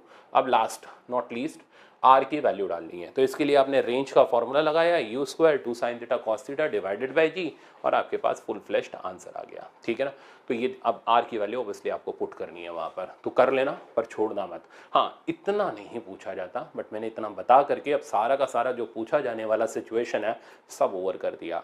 अब आप इसको आराम से कर सकते हो। एक लैंग्वेज और आती है कि एक्सप्लोजन के बाद एक पार्टिकल जस्ट फॉल्स डाउन, अगर ऐसा होता है तो जस्ट फॉल डाउन वाले पार्टिकल की वेलोसिटी 0 हो जाएगी और दूसरे की हम अपना मोमेंटम कंजर्वेशन से निकाल लेंगे। तो ये दो लैंग्वेजेस आती हैं, या तो रिट्रेसिस या जस्ट फॉल डाउन। क्वेश्चन बहुत इंपॉर्टेंट है, हल्के में मत लेना, प्रैक्टिस जरूर कर लेना। कंसेप्ट मेरे ख्याल से आ गया होगा और टेस्ट सीरीज का सोल्यूशन देखोगे। अगर हाँ, पहले आप खुद करना, अगर नहीं आए तो आप वीडियो सोल्यूशन देखना और वीडियो सोल्यूशन में आप फिर से मेरे को ऐसे करते हुए देखोगे तो आपको 100% आ ही जाएगा, ठीक है ना। फिर कहीं नहीं जाएगा सवाल, 100% आपको क्लियर होगा। अब चलते हैं आगे।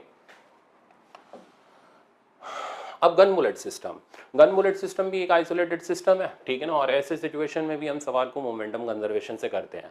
यहाँ दो केसेस बनते हैं, या तो बुलेट की एक्चुअल वेलोसिटी दे रखी हो या मजल वेलोसिटी दे रखी हो। एक्चुअल वेलोसिटी दे रखी है तो बड़े आराम से मोमेंटम कंजर्वेशन लगा के रिक्वायल वेलोसिटी हमारे पास आ गई, ठीक है ना। इनिशियली ऑब्वियसली गन लेके दौड़ तो रहे नहीं थे, इनिशियल मोमेंटम 0 हो गया, फाइनल हमने यहाँ से निकाल लिया, ठीक है ना। तो रिक्वायल वेलोसिटी हमारे पास गन की आ गई। अब दूसरा केस देखते हैं जिसमें हमें मजल वेलोसिटी दे रखी होती है। मजल वेलोसिटी का मतलब होता है रिलेटिव वेलोसिटी। रिलेटिव मतलब विद रिस्पेक्ट टू गन। अब मेरे को तो गन के ऊपर बैठ करके बुलेट को जाते हुए कौन देखता, पागल हुआ है क्या ऐसा इंसान, ठीक है ना। बट नहीं, फिर भी फिजिक्स में ये सारी चीज़ें दे देते हैं। तो अब जैसे ये बुलेट फायर हुई, यहाँ से इस पर्सन ने इसको देखा, इस वेलोसिटी को बोलते हैं मजल वेलोसिटी या रिलेटिव वेलोसिटी। अब मोमेंटम कंजर्वेशन कराते वक्त हमें चाहिए एक्चुअल वेलोसिटी, तो हम ग्राउंड से ऑब्जर्व करेंगे। ग्राउंड से ऑब्जर्व करेंगे तो ये इसके साथ एड अप हो जाएगा। आप रिलेटिव मोशन से निकाल लो या डायरेक्ट अपने तरीके से निकाल लो। तो मैंने यहाँ निकाला हुआ है, तो ग्राउंड से देखने पर वेलोसिटी ऑफ बुलेट होगी वी रिलेटिव, और साथ में ये वेलोसिटी इसके साथ ऐड सब्ट्रैक्ट हो जाएगी, तो वो क्योंकि उधर की तरफ थी इसलिए सब्ट्रैक्ट हो गई, तो V relative minus V R, जहाँ वी आर हो गया गन का रिकॉइल वेलोसिटी। अब मोमेंटम कंजर्वेशन लगाया रिकॉइल वेलोसिटी मेरे पास आया M V relative divided by M plus M. अब आप सोच रहे हो कि सर ये तो बहुत लंबा है, हम बार बार ऐसे करेंगे तो परेशान हो जाएंगे। नहीं हो गए, मैं शॉर्टकट देता हूँ। शॉर्टकट ये है, अब ये मेरा शॉर्टकट हर जगह एप्लीकेबल है, चाहे आप इसको मैन बोर्ड सिस्टम में लगाओ, चाहे आप इसको मैन प्लैंक सिस्टम में लगाओ, चाहे आप इसको गन बुलेट सिस्टम में लगाओ। एवरग्रीन शॉर्टकट है, मैं आईआईटी एडवांस तक के सवाल इसी से कर लेता हूँ, ठीक है ना। हाँ खैर, अब उतना नहीं सिखाऊंगा आपको कि आईआईटी एडवांस पार कराना है, वो जब कराना होगा तब देखेंगे। फिलहाल तो अभी मेडिकल के लिए पढ़ा रहा हूँ, तो आप इसको देखो। तो रिकॉइल वेलोसिटी आइसोलेटेड सिस्टम में निकालने का तरीका है minus sigma M V divided by M plus sigma M. अब ये बड़ा स्पेशल शॉर्टकट है, इसे लगाने का एक खास तरीका है। सिग्मा एम वी यानी हर पार्टिकल का ऊपर मोमेंटम आ गया, ठीक है ना, जो जो चीज़ें फॉरवर्ड डायरेक्शन में जा रही हैं। एम, एम हो गया उस चीज़ का मास जो रिकॉइल कर रही है, जैसे गन का मास। सिग्मा एम, अब सिग्मा एम में उन चीज़ का मास आता है जिनका रिलेटिव मोशन ऑब्जर्व किया गया होगा। तो अगर बुलेट का रिलेटिव वेलोसिटी होगा तो बुलेट का मास गन के साथ आएगा, और अगर बुलेट का एक्चुअल वेलोसिटी क्वेश्चन में गिवन होगा तो नीचे कोई यहाँ मास लिखने की ज़रूरत नहीं है। प्रूफ ये रहा, चेक करो। रिकॉइल वेलोसिटी आ रही है M V divided by M plus M, यहाँ बुलेट का मास आ रहा है, बट पिछले में चेक करोगे तो बुलेट का मास यहाँ पर नहीं आएगा, ठीक है ना। तो ये मेरा शॉर्टकट है कि एम वी ऊपर तो आ गया मोमेंटम, नीचे M plus sigma M. Sigma M में तब मास आएगा बुलेट का जब बुलेट का या उस पार्टिकल का जिसका रिलेटिव मोशन देखा गया हो। तो अब मान लो आपको बुलेट की मजल वेलोसिटी दे रखी है, आप समझ गए कि यार रिलेटिव वेलोसिटी दे रखी है, आपको गन की रिकॉइल वेलोसिटी निकालनी है, तो सीधे चला दिया माइनस एम वी हो गया momentum of bullet divided by M, M यानी अपना गन का मास, प्लस सिग्मा एम यानी बुलेट का मास, क्योंकि बुलेट का रिलेटिव मोशन देखा गया था। तो यहाँ से हमारे पास बुलेट की गन की रिकॉइल वेलोसिटी आ गई। ओके, अब इसी चीज़ का एप्लीकेशन जब हम मैन बोर्ड सिस्टम में करते हैं तो और अच्छा समझ आ जाता है। जैसे आप ये देखो कि ये एक प्लैंक है, प्लैंक बोल लो, बोट बोल लो, बात एक ही सी है, स्मूथ सरफेस के ऊपर रखा हुआ था। तो अब प्लैंक ऑब्वियसली सरफेस के ऊपर रखेंगे और बोट होगी वो पानी के अंदर होगी, वहां पे भी कोई फ्रिक्शन का फोर्स नहीं है। ये पर्सन आपको सर एक साथ 3 पर्सन चला दिए, ठीक है चला दो, आप 10% चला दो तब भी कोई दिक्कत नहीं है। कहते हैं तीनों चलना शुरू करते हैं। अब बताओ प्लैंक की रिक्वायर्ड वेलोसिटी कितनी होगी, प्लैंक कहाँ की तरफ जाएगा। तो इतने बड़े सवालों तक के लिए मैंने ये शॉर्टकट बनाया हुआ है। अब कहानी है, इसकी वेलोसिटी 1 मीटर पर second with respect to ground है, ये रिलेटिवली रेस्ट पर है, ठीक है ना, और इसकी वेलोसिटी 1 मीटर पर second with respect to plank है, मतलब इसकी रिलेटिव वेलोसिटी गिवन है। अब हमें पता करनी है रिक्वायर्ड वेलोसिटी कितनी होगी। अगर इस सवाल को आप मोमेंटम कंजर्वेशन से करने बैठे दुखी हो जाओगे, क्योंकि हर किसी का वेलोसिटी पहले ग्राउंड से लिखो फिर मोमेंटम लगाओ, आपका सवाल 1.5 पन्ने का खींचेगा। एक लाइन में करने के लिए आ जाओ तरीका देखते हैं। शॉर्टकट ये रहा, तो we require minus sigma M V. अब डायरेक्शन अपने हिसाब से ले लो, right side positive left side negative. Sigma M V में तो सबका मोमेंटम आएगा, ठीक है, सबका मतलब चाहे रिलेटिव है चाहे एक्चुअल है, कैसा भी मोशन है। तो यहीं से शुरू करते हैं।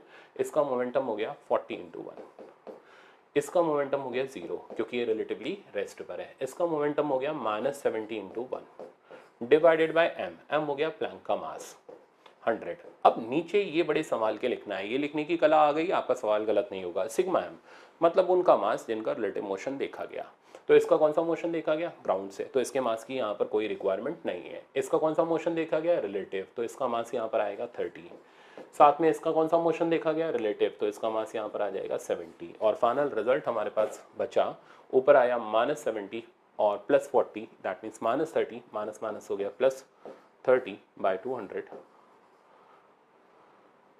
और ये यहाँ से कैंसिल हुआ, आंसर आ गया 3/20 और यूनिट आ गया मीटर पर सेकंड। तो जैसा देख रहे हो कि ये जो आ रही है वेलोसिटी वो पॉजिटिव आ रही है, मतलब ये प्लैंक राइट साइड की तरफ रिक्वाइल हुआ, ना कि लेफ्ट साइड की तरफ। राइट इसलिए रिक्वाइल हुआ क्योंकि इसका मोमेंटम ज़्यादा था और इसका मोमेंटम कम था, इसलिए सिस्टम इसके अकॉर्डिंग इसके अपोजिट डायरेक्शन में चला।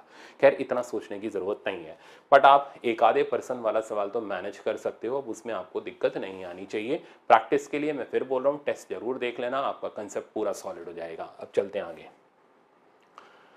अब जैसे ये तो सड़ा हुआ प्रॉब्लम है, इसमें तो मेरी ज़रूरत भी नहीं है, बस खाली देखो और तुरंत आंसर लिख लो। कहता bullet of mass 100 gram is fired with velocity 20 metre पर सेकंड। अब कुछ नहीं बोला गया कहाँ से, तो ग्राउंड से लेते हुए चलते हैं। तो रिक्वायर्ड वेलोसिटी ऑफ गन हमें निकालना है, वी रिक्वायर सीधे लगाया। अब यहाँ पर बुलेट का मास आएगा नहीं क्योंकि उसकी एक्चुअल वेलोसिटी दे रखी है, तो ये रिजल्ट हमारे पास आ गया। मोमेंटम कंजर्वेशन से लगाओगे तो भी सेम आएगा। अब चलते हैं अगले पर। अब यहाँ पर आपको मजल वेलोसिटी दे रखी है and find out required velocity of gun. अब आपको बताइए मजल वेलोसिटी मतलब रिलेटिव वेलोसिटी होती है, तो नीचे बुलेट का मास भी आएगा और आने के बाद अब फाइनल रिजल्ट मेरे पास ये आया। अब आप थोड़ी सी प्रैक्टिस करो, आपका हाथ सेट होएगा। अब चलते हैं आगे। अगला मैन बोट कंसेप्ट। अभी तक हम वेलोसिटी निकाल रहे थे, सेम फॉर्मूले से आप रिकॉइल का डिस्प्लेसमेंट भी निकाल सकते हो। जैसे कहता है ये मैन और ये मैन, दो पर्सन है, दोनों ने अपनी पोजीशन एक्सचेंज कर ली। पोजीशन एक्सचेंज करने का मतलब ये राइट गया ये लेफ्ट गया, तो इनको बोलेंगे रिलेटिव डिस्प्लेसमेंट, क्योंकि ये विद रिस्पेक्ट टू बोट है, राइट गया लेफ्ट गया। ग्राउंड से देखने वाले को तो यहाँ तो ज़्यादा दिखाई देगा या कम दिखाई देगा। ज़्यादा कम का मतलब कि अगर मान लो ये बोट इस तरफ गई तो इसने जो दूरी कवर करी होगी वो एक एंड से दूसरा एंड तो होगा ही होगा, साथ साथ में प्लस एडिशनल और डिस्टेंस जितना बोट आगे गई है, ठीक, इसने थोड़ी कम दूरी तय करी होगी। तो ये खेल जो है पूरा रिलेटिव मोशन और बहुत अच्छा सा कंसेप्ट बनता है, बट आप एक लाइन में करने के लिए शॉर्टकट्स का यूज़ करो, आपका सवाल एक लाइन में ख़त्म होगा। अब जनरली कोचिंग के अंदर बच्चे कैसे करते हैं, पहले इनिशियल सेंटर ऑफ मास का कोऑर्डिनेट निकालते हैं, फिर फाइनल निकालते हैं, फिर बराबर करते हैं, फिर आंसर आता है नहीं आता, वो एक अलग कहानी, बड़ी प्रैक्टिस करनी पड़ती है। सिर्फ एक लाइन में मेरा ये कंसेप्ट इसको शॉर्टकट इसको निपटा देगा। अब जैसे वी रिक्वाइल का फॉर्मूला था वैसे ही एक्स रिक्वाइल का फॉर्मूला आ गया, minus sigma M X by M plus sigma M. नीचे सिग्मा एम में उनका मास आएगा जिनका रिलेटिव मोशन देखा गया। तो अगर इस पर्सन और इस पर्सन ने अपनी पोजीशन को एक्सचेंज किया तो दैट मीन्स दोनों का रिलेटिव डिस्प्लेसमेंट दे रखा है। पर्सन 1 का हो गया +1, पर्सन 2 का हो गया -1, उठा के पुट किया क्योंकि दोनों का रिलेटिव है तो दोनों का मास नीचे आएगा। तो 60 × 1, तो इसका अब ऊपर एम वी की जगह एम एक्स आ जाएगा, तो इसका हो गया एम एक्स का वैल्यू 60 × 1 और राइट साइड वाले का हो गया -40 × 1। 100 हो गया प्लैंक का मास और प्लैंक या बोट का मास और नीचे आ गया दोनों पर्सन का मास। सिंप्लीफाई किया, एक्स रिकॉइल की वैल्यू इतनी आ गई, मतलब ये बोट लेफ्ट साइड की तरफ गई। अब पूछेगा कि बताओ पर्सन 1 एक्चुअली में कितना चला, मतलब ग्राउंड से देखने पर कितना चला, तो आपको सोचो इतना तो चला ही चला, बोट साथ में पीछे सरक गई, दैट मीन्स माइनस हो जाएगा वो डिस्टेंस। तो आंसर आ गया X relative plus X recoil with proper sign इसको डाला, या आप रिलेटिव के फॉर्मूले से भी देख सकते हो, 1 माइनस 0.1 यानी आंसर आया 0.9, यानी ग्राउंड से देखने पर ये पर्सन लेफ्ट साइड वाला सिर्फ 0.9 मीटर चला, 1 मीटर नहीं चल पाया क्योंकि बोट पीछे की तरफ आ गई। पॉइंट समझ आ गया।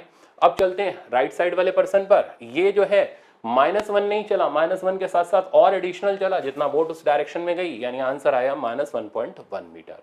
तो ये था मैन बोट सिस्टम। तो मेरे ख्याल से अब आपको सेंटर ऑफ मास तक का सारा कंसेप्ट आ गया होगा। तो अब हम लोग कोलिजन का कंसेप्ट देखते हैं। देखो अब कोलिजन के अंदर पहले 3 तरीके के बेसिक कोलिजन हम लोग डिस्कस करेंगे, हेड ऑन और ऑब्लिक कोलिजन, ठीक है ना। हेड ऑन तब होगा जब डायरेक्ट दो ऑब्जेक्ट के जो मोशन हो वो उनकी लाइन ऑफ इम्पैक्ट पर हो। लाइन ऑफ इम्पैक्ट दोनों के सेंटर को ज्वाइन करने वाली लाइन को बोलते हैं। तो जब दो ऑब्जेक्ट की velocities direct centre to centre वाली वेलोसिटी की तरफ होती है तो ऐसे कोलिजन को बोलते हैं हेड ऑन कोलिजन, ठीक है ना। और अगर वो वेलोसिटी लाइन ऑफ इम्पैक्ट की तरफ ना हो, मतलब एक ऑब्जेक्ट इधर हो एक इधर हो, ऐसे टेढ़े आकर के टकराएं, तो इस टाइप का कोलिजन जो है वो कहलाएगा ऑब्लिक कोलिजन। तो 2 कोलिजन के पार्ट, हेड ऑन और ऑब्लिक। अब हेड ऑन में 3 पार्ट, जिसमें परफेक्टली इलास्टिक, परफेक्टली इनइलास्टिक, फिर इनइलास्टिक, सिमिलरली ऑब्लिक में ये 3 पार्ट। इन 3 पार्ट को मिला करके यानी टोटल 6 ये पार्ट हुए, और साथ में एक आता है बाउंसिंग ऑफ बॉल का कंसेप्ट। ये 7 कंसेप्ट से मिलकर के आपका कोलिजन का सवाल तैयार होगा। अब चलो स्टार्ट करते हैं। देखो पहले बेसिक थ्योरी आ जाती है। तो ये हेड ऑन कोलिजन है, सेंटर टू सेंटर को ज्वाइन करने वाली लाइन की तरफ इन ऑब्जेक्ट्स की वेलोसिटीज है u1 और u2, टकराने के बाद ये v1 और v2 से जाते हैं। अब 3 तरीके का collision, perfectly elastic. Perfectly elastic में कोई काइनेटिक एनर्जी का लॉस नहीं होता। इसमें बॉल पहले डीफॉर्म होती है और फिर रीफॉर्म होती है, एनर्जी पोटेंशियल में जाती है, फिर एनर्जी काइनेटिक में कन्वर्ट हो जाती है। परफेक्टली इन इलास्टिक, इसमें एनर्जी लॉस होती चली जाती है, बॉडी वापस से रीफॉर्म नहीं हो पाती, इसलिए हम बोलते हैं दोनों ऑब्जेक्ट चिपक गए और एक कॉमन वेलोसिटी से जा रहे हैं। इन इलास्टिक, इन दोनों के बीच का थोड़ी बहुत एनर्जी स्टोर होती है, फिर वो रिलीज हो जाती है, तो फाइनली उतनी काइनेटिक एनर्जी नहीं मिलती जितनी इनिशियली होती है। ये 3 तरीके के आपके बेसिक कोलिजन के कंसेप्ट रहे। अब पूरे कोलिजन के दौरान आप देखो सिस्टम आइसोलेटेड है, फोर्सेस इंटरनल हो गई, कैंसल आउट कर गई, नेट फोर्स 0 हो गई। इस बात का मतलब मोमेंटम कंजर्व हो गया। तो एक कंसेप्ट तो हमारे हाथ है मोमेंटम कंजर्वेशन। दूसरा कंसेप्ट इसको बोलते हैं कोफिशिएंट ऑफ रेस्टिट्यूशन। ये होता है relative velocity of separation. Separation हो गया v2 माइनस v1 और अप्रोच हो गया u1 माइनस u2। तो सेपरेशन बाय अप्रोच के इस रेशियो को हम बोलते हैं रेस्टिट्यूशन। अगर कोफिशिएंट ऑफ रेस्टिट्यूशन की वैल्यू 1 है तो ऐसा कोलिजन परफेक्टली इलास्टिक, 0 है तो परफेक्टली इनइलास्टिक, इन बिटवीन 0 से 1 के बीच में है तो इनइलास्टिक कोलिजन यानी जनरल टाइप का कोलिजन होगा। तो ये तो हो गया बेसिक कंसेप्ट। अब एक एक कोलिजन पकड़ के हम काम शुरू करते हैं। अगर हम पहले जनरल कोलिजन की बात करेंगे, ठीक है ना, फिर परफेक्टली इलास्टिक, फिर परफेक्टली इनइलास्टिक। अगर हमें जनरल टाइप का कोलिजन डील करना हो जिसमें हमें इनिशियल वेलोसिटीज गिवन हो, डिस्ट्रीब्यूशन गिवन हो, तो ऐसे सिचुएशन में 2 इक्वेशंस है हमारे पास, मोमेंटम कंजर्वेशन और डिस्ट्रीब्यूशन। वहां से हम कोलिजन के बाद की फाइनल वेलोसिटीज निकालते हैं। इनको आपको याद करना पड़ेगा, कोई और ऑप्शन नहीं है, क्योंकि एग्जाम में आप डिराइव नहीं कर पाओगे। ये इनकी फाइनल वेलोसिटीज होती हैं, जहाँ ई रिप्रेजेंट करता है कोफिशिएंट ऑफ डिस्ट्रीब्यूशन को। ये इसमें लॉस इन काइनेटिक एनर्जी का फॉर्मूला है। फॉर्मूला भी आपको याद करना पड़ेगा, नहीं तो कैलकुलेशन वाइज बहुत लंबा चला जाएगा, ठीक है। तो लॉस इन काइनेटिक एनर्जी हो गया half m1 m2 by m1 plus m2 into u1 minus u2 का whole square times 1 minus E square. तो this is the loss in kinetic energy. अब सवाल लगाने की स्ट्रैटेजी बनाते हैं। देखो सवाल जो होते हैं एग्जाम के अंदर, उसका एग्जामिनर का ये एम नहीं है वो आपको परेशान करे, वो ये देखना चाहता है आपको कंसेप्ट लगाने आते हैं या नहीं आते। इसमें सवाल 2 कंसेप्ट से बड़े आराम से लग जाते हैं, फॉर्मूला लगाने की वो जरूरत नहीं पड़ती। मोमेंटम कंजर्वेशन और रेस्टिट्यूशन, बहुत आराम से सवाल आपका लग जाएगा। मैं दिखाता हूँ। देखो ये कह रहा है as shown in diagram 2 balls of masses m and 2m move towards each other with velocity 3u and u। तो डायग्राम के हिसाब से u और 3u की वेलोसिटी से एक दूसरे की तरफ आ रहे थे। If after collision m comes at rest, जरा सोचो कोलिजन के बाद एक ऑब्जेक्ट की वेलोसिटी आपको गिवन है ना, फाइनल वेलोसिटीज दोनों अननोन नहीं है, कोलिजन के बाद की एक वेलोसिटी गिवन है। ये दिमाग में सेट करके चलना, अगर कोलिजन के बाद की एक वेलोसिटी गिवन है दैट मीन्स हमारा सवाल बहुत आसान है, हम बिना किसी फॉर्मूले के कर सकते हैं, सिर्फ कंसेप्ट लगा के मोमेंटम कंजर्वेशन का। तो अब हमसे पूछेगा वेलोसिटी ऑफ सेकंड बॉल बताओ। रिस्टिट्यूशन बताओ, लॉस इन काइनेटिक एनर्जी बताओ। तो वो बड़े वाले फॉर्मूले यूज़ करने की तब ज़रूरत नहीं पड़ती जब हमें कोलिजन के बाद किसी एक ऑब्जेक्ट की वेलोसिटी दे रखी हो। तो ऐसे में हम मोमेंटम कंजर्वेशन से सवाल करते हैं। तो आप देखो, तो ये था इनिशियल डायग्राम, ये फाइनल डायग्राम जिसमें हमें फाइनल वेलोसिटी इसकी 0 दे रखी है, इसकी हमें पता करनी है। तो सबसे पहले मैंने लगाया momentum conservation, P I equals to P F. Momentum conservation में अब या तो वेक्टर लगाओगे या साइन, अब एक ही एक्सेस है तो आप साइन से काम चला लो। तो इसका मोमेंटम हो गया 3mu, दूसरे का हो गया -2mu। अब फाइनल मोमेंटम, इसका फाइनल मोमेंटम हो गया 0 और इसका फाइनल मोमेंटम हो गया 2mv2। तो यहां से बेटा बचा हमारे पास mu 2mv2, और आप देखो v2 की वैल्यू बिना किसी बड़े फॉर्मूले के बहुत आराम से आ गई। यही सब स्ट्रैटेजीज होती हैं कोलिजन के अंदर, जो अगर काम कर गई तो सवाल लग जाएगा, नहीं करी तो फिर नहीं लगेगा, छोड़ना पड़ेगा। तो हमारे पास फाइनल वेलोसिटी आफ्टर कोलिजन आ गई। तो शब्द ध्यान से सुनना, अगर हमें फाइनल वेलोसिटी कोलिजन के बाद की दे रखी हो तो हमारा सवाल मोमेंटम कंजर्वेशन से हो जाएगा। अब चलते हैं आगे। अब डिस्ट्रीब्यूशन निकालना है, तो वो हो गया सेपरेशन बाय अप्रोच, यानी v2 minus v1 by u1 minus u2। इसके अंदर आप वैल्यू डाल दो, जैसे वैल्यू आपके पास अवेलेबल है। तो v2 हो गया u/2, v1 हो गया 0 डिवाइडेड बाई u1 की value 3u minus minus plus u।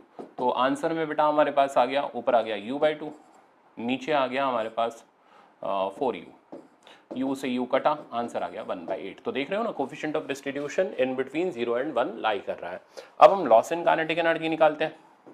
अब इसके लिए हमें बड़ा वाला फॉर्मूला लगाना पड़ेगा, हाफ m1m2, m1m2 हो गया 2m² bye m1 plus m2 3m, u1 minus u2 करोगे ना तो माइनस माइनस हो जाएगा प्लस, ये थोड़ा ध्यान रखना, का whole square 1 minus E square की जगह आ गया 64। अब आप इसको सॉल्व कर लो, आपके पास लॉस इन काइनेटिक एनर्जी का वैल्यू आ जाएगा। तो क्या सीख मिली कि अगर कोलिजन के बाद की वेलोसिटी गिवन है तो सवाल बेहद आसान तरीके मोमेंटम कंजर्वेशन से सॉल्व हो जाएगा, और अगर नहीं गिवन है, रिस्टिट्यूशन गिवन है, तो फिर वो भाई मरना पड़ेगा, वो फॉर्मूला लगाना पड़ेगा। अब चलते हैं आगे।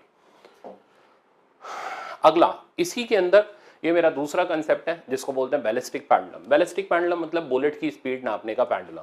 तो इसमें क्या होता है कि मैंने थोड़ा सा मॉडिफाई किया है, ये वो बैलिस्टिक नहीं है जो आप डायरेक्ट पढ़ते हो, मैं धीरे धीरे दो तरीके के बैलिस्टिक पढ़ाऊंगा। एक में आप इसके पहले सिचुएशन देखो, यहाँ एक थ्रेड से एक लकड़ी का डब्बा बंधा हुआ है, एक बुलेट को फायर किया जाता है विद वेलोसिटी u0, जो हमें निकालनी होती है, वो हमारा मेन एम होता है। अब बुलेट आकर के इस ब्लॉक को या तो क्रॉस करके चली जाती है, जैसे ये bullet passes by the block, या फिर bullet gets embedded in the block, यानी बुलेट ब्लॉक के अंदर धंस गई। अगर बुलेट ब्लॉक के अंदर अटक गई तो ऐसा कोलिजन हो गया परफेक्टली इनइलास्टिक, और अगर बुलेट पार कर गई तो ऐसा हो गया जनरल कोलिजन। तो अब ये हम डिस्कस कर रहे हैं जनरल कोलिजन, इसलिए बुलेट यहाँ पार कर गई। अब खेल आगे सुनो, बुलेट पार करके निकल गई, डब्बे को वेलोसिटी देगी v1 की। मोमेंटम कंजर्वेशन हम लगा लेंगे, वो मैटर नहीं है, कुछ और चीज है, वो ध्यान से सुनो। आपका एम है ये निकालना, ये तब निकलेगा ना जब फाइनल वेलोसिटीज दोनों पता हो, तभी तो इनिशियल निकलेगी। तो इन दोनों में से ये तो हमें क्वेश्चन में गिवन होता है, मतलब बुलेट किस स्पीड से पार करके गई वो पता होता है। डब्बे की वेलोसिटी नहीं देता, इसकी जगह कुछ और डाटा देता है। अब ये वेलोसिटी गेन करके डब्बा सर्कुलर पाथ में गया और h हाइट पे जाके इसकी वेलोसिटी 0 हो गई। अब हम एनर्जी कंजर्वेशन लगाते हैं, हमें क्वेश्चन में ये थीटा गिवन होता है, लेंथ गिवन होता है, दैट मींस हमें h गिवन है। ये आप मेरे से सर्कुलर मोशन में पढ़ भी चुके हो, L1 minus cos theta. v1 की वैल्यू यहाँ काइनेटिक एनर्जी है, यहाँ पोटेंशियल में कन्वर्ट हो गई, v1 की वैल्यू हमारे पास डायरेक्ट आ गई √2gh, ठीक है ना। तो अगर डब्बा h हाइट तक जाता है, और वैसे भी आप जानते हो h की वैल्यू वो काइनेमेटिक्स में भी हम लोगों ने देखी थी, सेम यहाँ पर भी देख रहे हैं, तो v1 की वैल्यू आई √2gh। तो इस हाइट से हम v1 निकालते हैं, v1 हम निकाल करके फिर हम मोमेंटम कंजर्वेशन लगा करके u0 निकालते हैं। मतलब सवाल ऐसे नहीं जाता, सवाल ऐसे चलता है, उल्टे ऑर्डर में चलता है, तब जाकर के हमारे पास u0 आता है। तो ये पूरे प्रॉब्लम का मेन एम रहता है। मैं सवाल दिखाता हूं, देखो। अब ये कह रहा है bullet of mass 200 gram is fired towards wooden block suspended by thread of length 40 centimetre. तो थ्रेड की लेंथ 40 सेंटीमीटर है, बुलेट का mass 200 gram. Given mass of the block is 300 gram, block का मास 300 ग्राम है, किसी मास को कन्वर्ट करने की जरूरत नहीं पड़ेगी।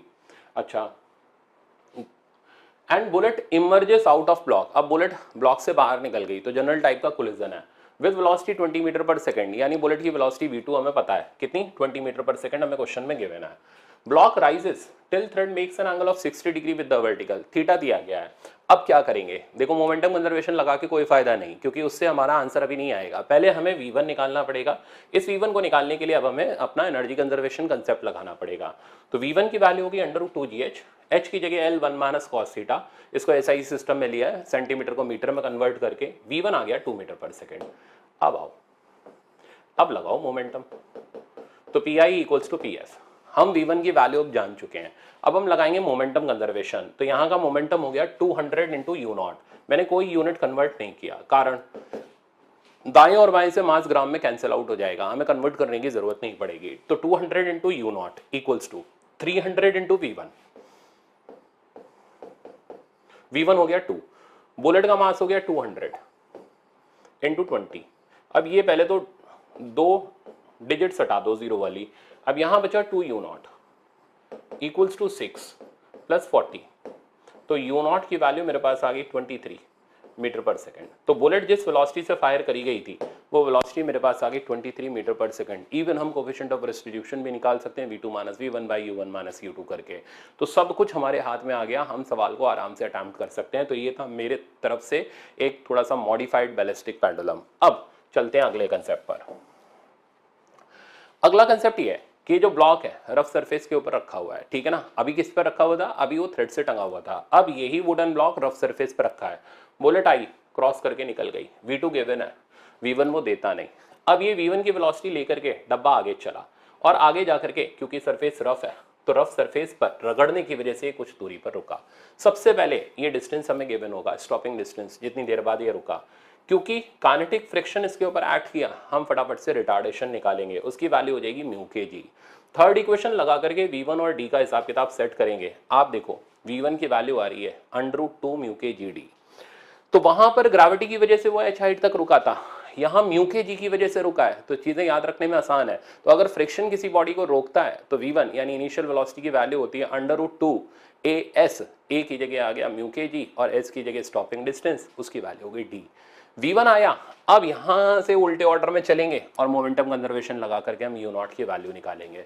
तो प्रोसेस समझ आया। तो दो कंसेप्ट है, या तो ग्रेविटी रोकेगी h हाइट पर ले जा करके, उसमें V1 √2gh हो जाएगा, ठीक है ना, या फिर फ्रिक्शन रोकेगा, उसमें V1 √2as हो जाएगा। A फ्रिक्शन का रिटार्डेशन म्यू के जी हो गया, S स्टॉपिंग डिस्टेंस D हो गया। अब सेट हुआ दिमाग में। इस तरीके से करके इन दोनों कंसेप्ट पर, क्योंकि सवाल बहुत बनता है इसलिए मैंने इसके जनरलाइज कंसेप्ट पहले आपको दिए। अब आप न्यूमेरिकल देख लो, सेम प्रोसेस है। तो कहते हैं as shown in diagram, bullet emerges out with velocity 10 metre पर सेकंड। तो बुलेट पार करके निकल गई 10 मीटर पर सेकंड से, and block moves on rough surface, stops after covering distance 1 metre on ground. अच्छा, बाकी का डाटा आपको क्वेश्चन में गिवन है। We have to find out velocity of bullet and coefficient of restitution. Mu के की वैल्यू मैंने डायग्राम में दे रखी है 0.8। तो क्या करेंगे, सबसे पहले V1 निकालेंगे। V1 की वैल्यू आप देखो मैंने क्वेश्चन में कैलकुलेट करी हुई है √2as √2 म्यू के जी डी, और यहां से V1 आ गया 4। अब फिर क्या करेंगे, मोमेंटम कंजर्वेशन लगाएंगे। तो मोमेंटम भी मैंने लगाया हुआ है, आप एक बार खुद अप्लाई करो, क्योंकि सेम ही तरीके से लग रहा है, कुछ अलग है नहीं, इसलिए मैंने इसमें आपके लिए छोड़ दिया। U0 की वैल्यू आपको मिलेगी 30। अब आपको चाहिए रेस्टिट्यूशन, वो हो गया separation by approach. Separation 10-4, approach 30-0, answer आ गया हमारा 1/5। अगेन इन बिटवीन 0 से 1 आ रहा है, which states that collision is general inelastic collision. अब तो बुद्धि में बैठा। तो तीन चीज पर हम खेल के चले तीनों में सवाल मोमेंटम कंजर्वेशन से लगाया, पर तीनों में ही कंडीशंस हमने अलग अलग रखी। एक में ग्रेविटी रोक रहा था, एक में फ्रिक्शन ले जा करके रोक रहा है, ठीक है ना। तो मेरे ख्याल से अब आपको जनरल कोलिजन समझ आ गया होगा। अब मैं चलता हूं अगले कोलिजन पर। अगला कोलिजन है परफेक्टली इलास्टिक। ये आसान सा कोलिजन है, इसमें फॉर्मूले जनरली सबको रटे हुए ही होते हैं, वो याद ही करने, उसमें और कोई स्कोप नहीं है आपके पास। तो इलास्टिक कोलिजन में क्या होता है, एनर्जी लॉस नहीं होती, मोमेंटम कंजर्व है, रेस्टिट्यूशन की वैल्यू 1 हो जाती है। यहाँ से V1 आता है, V1 यानी velocity after collision, first ball after collision. याद रखना है आपको, इसको आप सॉल्व नहीं करोगे एग्जाम में, यहाँ मोमेंटम कंजर्वेशन नहीं, यहाँ इन इक्वेशन से काम चलाना पड़ेगा। तो V1 आता है m1 - m2 into U1 + 2m2 U2 bye m1 + m2, और ये V2 का वैल्यू है। ऐसे में कोई लॉस इन काइनेटिक एनर्जी नहीं होती। अच्छा, अब कुछ इंपॉर्टेंट पॉइंट्स। वो इंपॉर्टेंट पॉइंट में ये पहला पॉइंट है कि अगर दोनों ऑब्जेक्ट के मासेस सेम हो, ये बहुत सिंपल केस है, किसी भी बुक में इजीली अवेलेबल है, तो वेलोसिटी एक्सचेंज हो जाती है। वेलोसिटी एक्सचेंज मतलब कोलिजन के बाद जो इसकी वेलोसिटी होगी वो इसको मिल जाएगी, जो इसकी होगी वो इसको मिल जाएगी। तो आफ्टर कोलिजन आप देखो, ये 10 kg वाला 20 से चल रहा है और ये 10 kg वाला 50 से चल रहा है, तो सेम मासेस की बॉडी परफेक्टली इलास्टिकली कोलाइड करती हैं तो वेलोसिटी एक्सचेंज हो जाता है। ये आप बुक में से देख सकते हो, मेरा कोई इंटरेस्ट इसमें 1% नहीं है, दूसरे में जरूर है। अब दूसरा देखो, दो ऑब्जेक्ट टकरा रहे हैं, अलग अलग मासेस के हैं, एक चल रहा है और एक रेस्ट पर है। जो चल रहा है उसको बोलेंगे हम प्रोजेक्टेड, जो रेस्ट पर है उसको हम बोलेंगे टारगेट। टकराए, टकराने के बाद v1 v2 आया, ऐसे में लॉस इन काइनेटिक एनर्जी नहीं होता, ये डेल्टा के है। Fractional change in kinetic energy, कितना फ्रैक्शनल, कितना इसका काइनेटिक एनर्जी इसके अंदर ट्रांसफर हुआ, हम वो निकालने जा रहे हैं।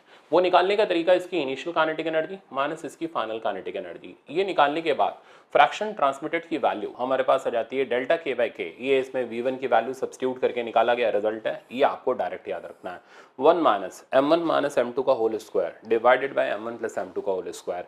तो fraction of kinetic energy of first object transferred into second, कितना फ्रैक्शन ट्रांसफर होगा वो ये रिजल्ट है। कितना फ्रैक्शन रिटेन्ड रहेगा, बचा हुआ रहेगा, वो निकालना है, तो 1 में से इसे माइनस कर लो या फिर 1 हटा लो, इतना फ्रैक्शन बचा हुआ रहेगा। खतरनाक फॉर्मूला है, मोस्ट इंपॉर्टेंट फॉर्मूला है, ध्यान रखना। तो फ्रैक्शन ट्रांसफर्ड की वैल्यू हमारे पास ये आ गई। अच्छा, एक और इंपॉर्टेंट पॉइंट, अगर दोनों मासेस सेम हो जाए, आइडेंटिकल मास हो जाए, तो ऐसे में ये जो पोर्शन होगा ये 0 हो जाएगा और इस फ्रैक्शन ट्रांसमिटेड की वैल्यू 1 हो जाएगी, यानी 100%।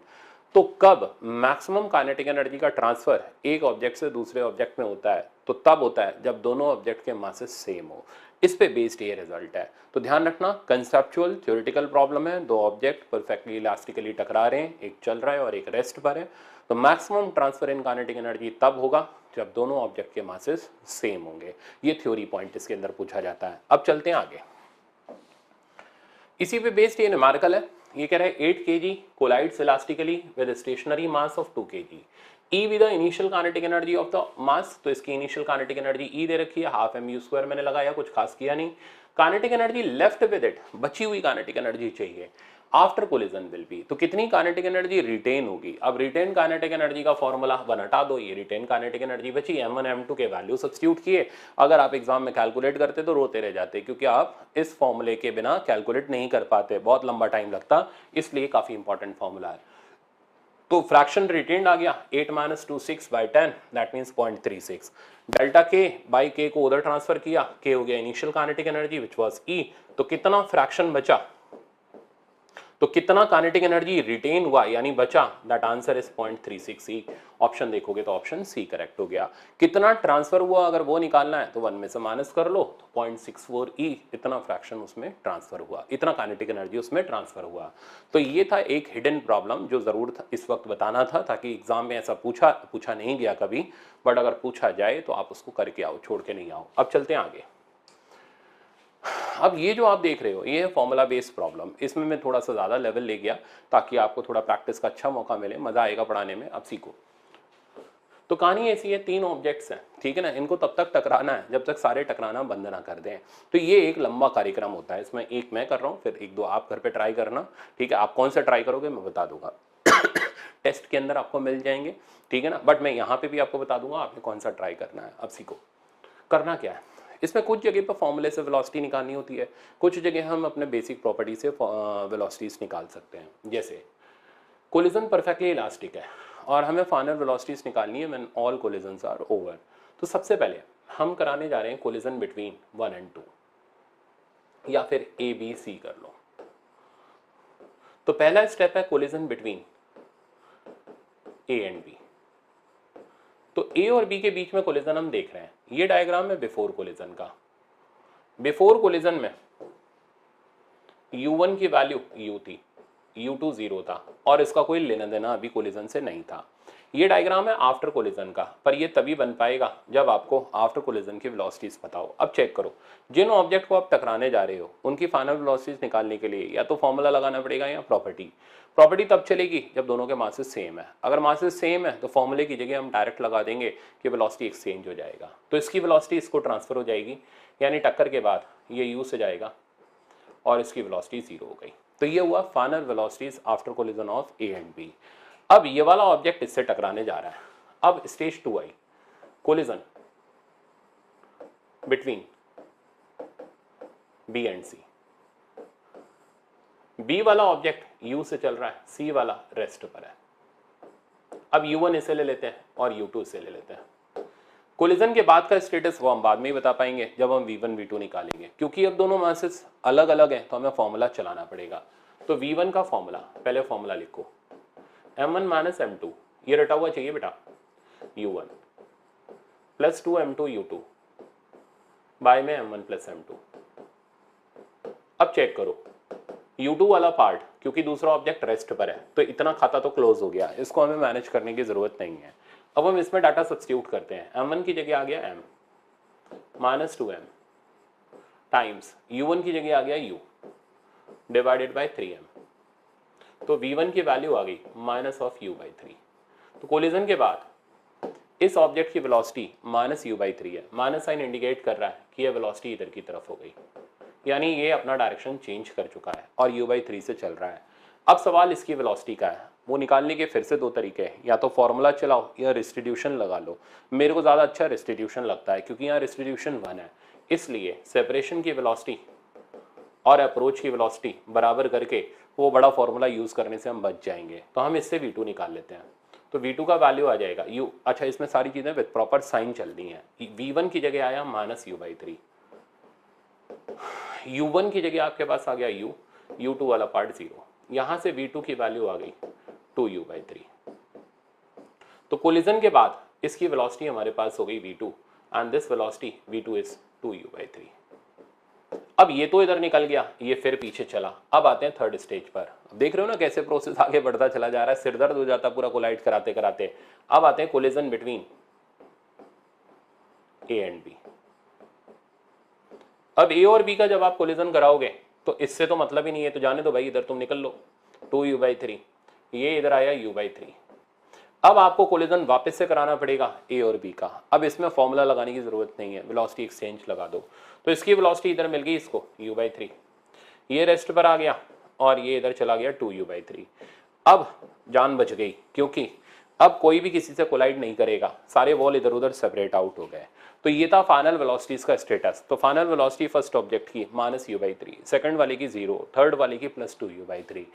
तो मेरे ख्याल से अब समझ आ गया होगा कि किस तरीके से हम बार बार इतने फॉर्मूलों को अप्लाई कर लेते हैं। अब आपको जो प्रैक्टिस करना है वो ये कर लेना, m 3m ले लेना, ठीक है ना। और तब तक टकराना, जब तक ये टकराना बंद ना कर दें। 3 बार ये टकराएंगे, ए बी बी सी और फिर बी ए, ठीक है ना। उनसे आप रिजल्ट निकालना ताकि आपका इसमें प्रैक्टिस अच्छा हो जाए। टेस्ट में तो आपको मिल ही जाएगा इस तरीके का। अब चलते हैं नेक्स्ट पर।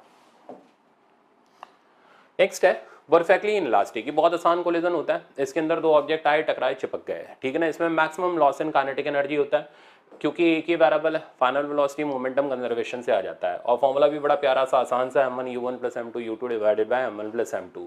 लॉस इन काइनेटिक एनर्जी का फॉर्मूला भी बड़ा आसान है, वही जो बड़ा वाला फॉर्मूला था उसमें e की जगह 0 डाल दो तो आपका आंसर बचेगा half m1 m2 by m1 plus m2 into u1 minus u2 का होल स्क्वायर। अब इसके एग्जाम्पल देखो, ये तो बकवास एग्जाम्पल है, सड़ा हुआ एग्जाम्पल है, कुछ नहीं है। ये 6 kg का मास 2 मीटर पर सेकंड से चल रहा है, 3 kg का मास 1 मीटर पर सेकंड से चल रहा है, चिपक मरे और फाइनल वेलोसिटी हमें कैलकुलेट करनी है। लगा लो अपने आप से आप। तो फाइनल वेलोसिटी आ जाएगी 1, loss in kinetic energy formula apply कर लो, आपके पास आंसर आ जाएगा। मेरा कोई इंटरेस्ट इसमें नहीं है, बट ठीक है आपको कराना था इसलिए मैंने लिख दिया।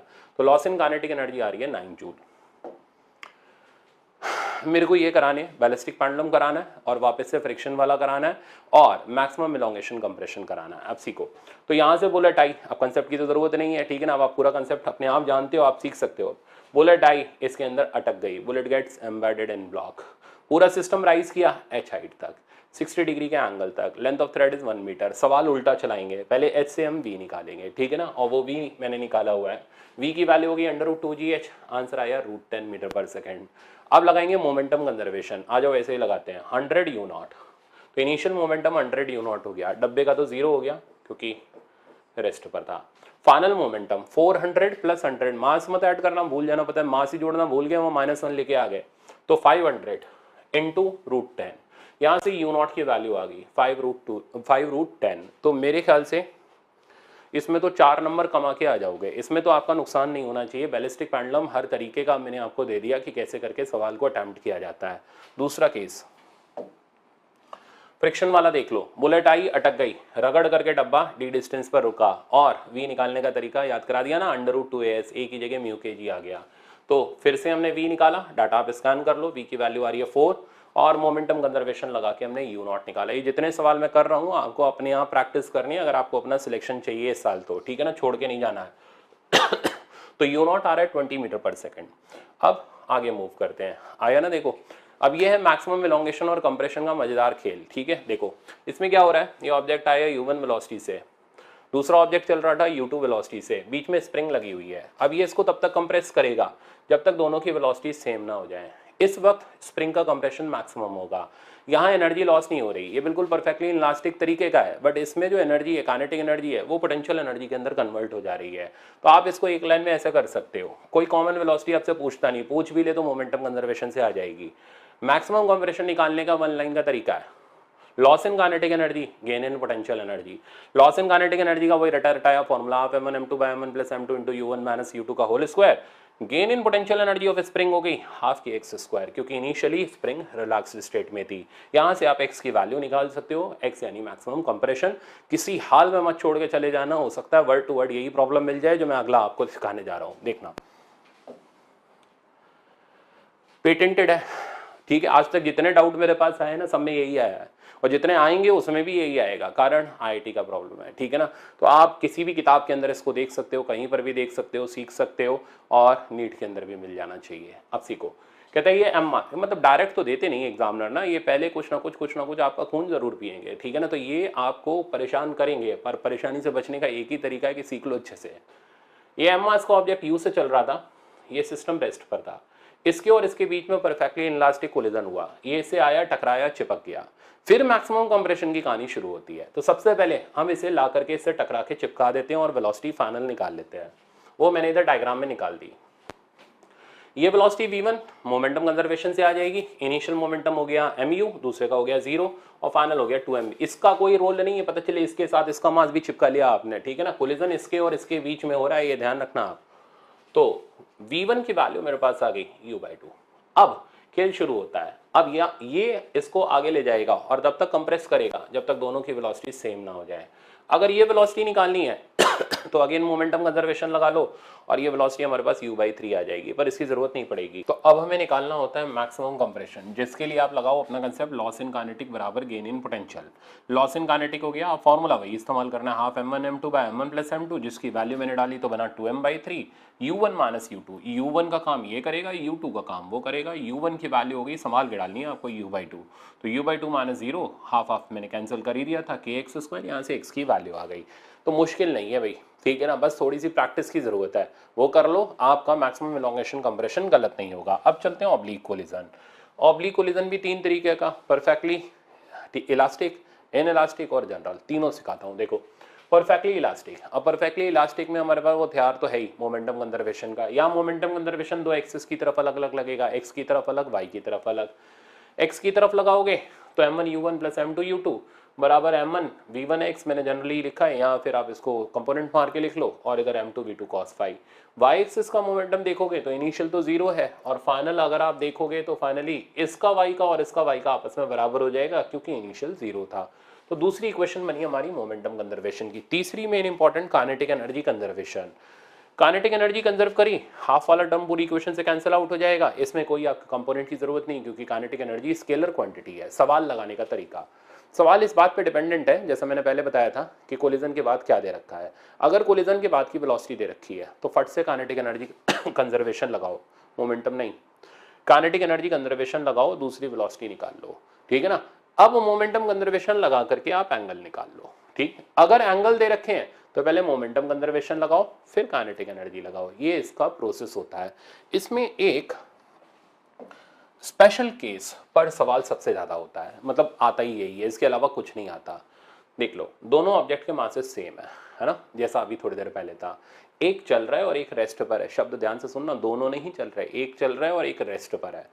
तो जब ऐसे मासेस टकराते हैं, अब एक्सचेंज नहीं होती वेलोसिटी, ऐसे मासेस जब टकराते हैं तो टकराने पर इनके बीच में 90 डिग्री का एंगल बनता है, यानी फाइनली इनके बीच का जो एंगल होता है वो 90 डिग्री हो जाता है। मतलब एक अगर थीटा पे जाता है तो दूसरा 90 माइनस थीटा पे जाता है, ठीक है ना, सवाल और आसान हो जाता है। अब खेल इस बात पे डिपेंडेंट है क्या दे रखा है। तो अगेन अगर कोलिजन के बाद की वेलोसिटी दे रखी है तो काइनेटिक एनर्जी कंजर्वेशन लगा लो, ठीक है ना, और अगर एंगल दे रखा है तो मोमेंटम कंजर्वेशन लगा लो। तो अब हम इन अप्रोच के हिसाब से सवाल को रीडिजाइन करेंगे। बस इतना इसमें ध्यान रखने वाला है कि सेम मास के ऑब्जेक्ट कोलाइड होने पर फाइनली एंगल 90 डिग्री होगा दोनों के बीच का, एक थीटा पर जाएगा तो दूसरा 90 माइनस थीटा पर। अब आप प्रॉब्लम देखो, प्रॉब्लम ये रहा, तो डाटा वाई है, एक एम मास का ऑब्जेक्ट है, यू से चल रहा है, दूसरा वाला रेस्ट पर है, टकराए ऑब्लिकली, दोनों के बीच का एंगल 90 डिग्री है। अब कहानी ऐसी है, if after collision first body moves with velocity u/2, इसका वेलोसिटी हमें u/2 दे रखा है। तो अब सवाल के अंदर पूछा क्या क्या गया है, velocity of second ball, angle of both ball, तो दोनों बॉल्स का एंगल बताओ और वेलोसिटी बताओ। तो बेटा वेलोसिटी निकालने के लिए अब आप क्या लगाओगे, क्या सिखाया है मैंने, अगर फाइनल वेलोसिटी दे रखी है तो काइनेटिक एनर्जी लगाओ। तो kinetic energy conservation, initial kinetic energy half m u square plus 0, final kinetic energy, तो इसकी काइनेटिक एनर्जी होगी half m u square by 4 plus इसकी काइनेटिक एनर्जी होगी हाफ एम v2 स्क्वायर। अब आप देख रहे हो हाफ एम तो पहले गया और ये इधर आकर के v2 दे गया, तो यहां से आया 3 you square by 4 v2 square. v2 की वैल्यू मेरे पास आ गई अंडर रूट 3/2 टाइम्स यू। तो देखो हमने कोलिजन के बाद की फाइनल वेलोसिटी निकाल के दे दी उसको, ठीक। अब हमसे एंगल पूछेगा, एंगल निकालने के लिए दो काम है, या तो एक्स का मोमेंटम कंजर्व कराएं या वाई का। मेरा सजेशन है वाई का कराओ, क्योंकि इनिशियल मोमेंटम वाई का 0 है, तो फाइनली आसानी से हमारी इक्वेशन बन जाएगी। तो वाई एक्सिस का मोमेंटम कंजर्व कराते हैं, तो इनिशियल मोमेंटम वाई का 0 हो गया, फाइनल मोमेंटम, तो इसका वाई का मोमेंटम हो गया m u/2 साइन थीटा, और इसका हो गया माइनस m v2 की वैल्यू होगी √3/2 u साइन। अब ये एंगल 90 माइनस थीटा है, तो इधर साइड साइन 90 माइनस थीटा आएगा, विच बिकम्स कॉस थीटा। आमने सामने लाते हैं, m u/2 कट किया तो sine theta √3 cos theta, cos को साइन के नीचे ले जाओ तो टेन थीटा हो गया √3, थीटा की वैल्यू आ गई 60 डिग्री, थीटा 60 डिग्री आ गया, मतलब ये बॉल 60 पर जा रही है तो दूसरी बॉल 30 डिग्री के एंगल पर जाएगी। तो इस तरीके से करके आप ऑब्लिक कोलिजन को कर सकते हो। मान लो उल्टा काम किया होता, एंगल 60 और 30 दे रखा होता, तो v1 v2 पूछता, तो क्या करते, पहले मोमेंटम कंजर्वेशन लगाते y का, ठीक है ना, v1 v2 का रिलेशन आता, फिर काइनेटिक एनर्जी कंजर्वेशन में उसको पुट करके v1 v2 की वैल्यू आती। तो जब भी परफेक्टली इलास्टिक कोलिजन का सवाल कर रहे हो, सवाल में दो चीज़ों पर गौर करो, एंगल दे रखा है या फाइनल वेलोसिटी दे रखी है, कुछ ना कुछ तो ज़रूर दे रखा होगा। अगर एंगल दे रखा है तो फिर आप काइनेटिक एनर्जी आप पहले मोमेंटम कंजर्वेशन लगाओ वाई का, और अगर फाइनल वेलोसिटी दे रखी है तो काइनेटिक एनर्जी लगाओ। तो ये टूल्स होते हैं परफेक्टली इलास्टिक ऑब्लिक कोलिजन को करने के। अब इन इलास्टिक पे आते हैं। अच्छा, ये मैंने आपके लिए छोड़ा, अब इसके अंदर क्या दे रखा है, आपको एंगल दे रखा है, आपने v1 और v2 के वैल्यूज निकालने हैं। कैसे निकालोगे, चलो लगा ही देता हूँ। मोमेंटम कंजर्वेशन लगाते हैं, इनिशियल तो हो गया 0, इसका y की तरफ आया mv1 साइन 37, और दूसरे का आया mv2 साइन 53। या तो आप 53 लिख लो या 90 माइनस 37 कॉस लिख लो, 37 बात ही किसी है, दाएं बाएं लो, v1 3/5 v2 4/5, 5 गया, रिजल्ट बना 3v1 4v2, फर्स्ट इक्वेशन। अब आप काइनेटिक एनर्जी कंजर्वेशन लगाओ, तो half m u square equals to half m v1 square plus half m v2 square. देखते रहना सही से। अब यहाँ से किसी एक की वैल्यू उठा के सब्स्टिट्यूट करो, आपके पास v1 भी आ जाएगा। हाँ, पहले हाफ एम को उड़ा दो जिससे कैलकुलेशन आसान हो जाएगी। अब v1 की वैल्यू उठा के डाल दो, 16/9 v2 square plus v2 square, यहाँ से v2 की वैल्यू आ गई 3/5 ऑफ u। v2 आ गया तो पुट कर दो तो v1 भी आ गया। तो मेरे ख्याल से अब आपको भी आ गया कि किस तरीके से हम लोग परफेक्टली इलास्टिक ऑब्लिक कोलिजन को हैंडल करते हैं। तो ये भी एक कोलिजन के अंदर एक्सपेक्टेड प्रॉब्लम माना जाता है परफेक्टली इलास्टिक का। अब देखो आगे, ये आपके में आज तक नहीं आया, बट जिस दिन आ गया उस दिन सारे छोड़ के आने वाले हैं, तो आप करके आओ, इसलिए मैं इसको दिखा रहा हूँ। तो दो ऑब्जेक्ट हैं, इन इलास्टिकली टकराए, टकराने पर टोटल मास एडअप हो गया, चिपक गए, एक कॉमन वेलोसिटी से जा रहे हैं। कैसे करेंगे, सिर्फ मोमेंटम कंजर्वेशन। तो इनिशियल मोमेंटम, अब देखो वेक्टर की जरूरत नहीं है, डायरेक्ट लगाओ, इसका मोमेंटम इधर, इसका मोमेंटम इधर, और ये रिजल्टिंग मोमेंटम। तो पहले इन दोनों का रिजल्टेंट निकाल लो बाय यूजिंग अपना वो बचपन वाला formula √a² + b² + 2ab cos theta. तो मोमेंटम कंजर्वेशन लगाया, वेक्टर की जरूरत नहीं है, आप देखो मैंने सीधे डायरेक्ट उड़ाया है, तो नेट मोमेंटम फाइनल मोमेंटम हो गया √p1² + p2² + 2p1 p2 cos theta बराबर फाइनल मोमेंटम यानी m1 + m2 × v। यहाँ से एक लाइन के अंदर v आएगा। अब एक बात का ध्यान रखना, लॉस इन काइनेटिक एनर्जी के लिए ये फॉर्मूला एप्लीकेबल नहीं होगा। ये फॉर्मूला सिर्फ और सिर्फ बना है वन डायमेंशनल कोलिजन के लिए, ठीक है ना। टू डायमेंशन में loss in kinetic energy general concept से निकलती है, इनिशियल माइनस फाइनल करके, ठीक है ना। ये बात आप ध्यान रखना, ये आपको पता भी नहीं होगी। तो अगर परफेक्टली इनलास्टिक में अगर आपको ये बात पता थी, यस लिखो, नहीं पता थी तो नो लिखो, क्योंकि अगर इसमें कोई आपसे लॉस इन काइनेटिक एनर्जी पूछता, आप मेरे ख्याल से बहुत कम बच्चे जानते हैं कि ये loss in kinetic energy perfectly elastic का फॉर्मूला सिर्फ तब एप्लीकेबल होता है जब वन डायमेंशन कोलिजन हो। अगर मोर देन वन डायमेंशन हो तो हमें जनरल कंसेप्ट लगाना पड़ता है।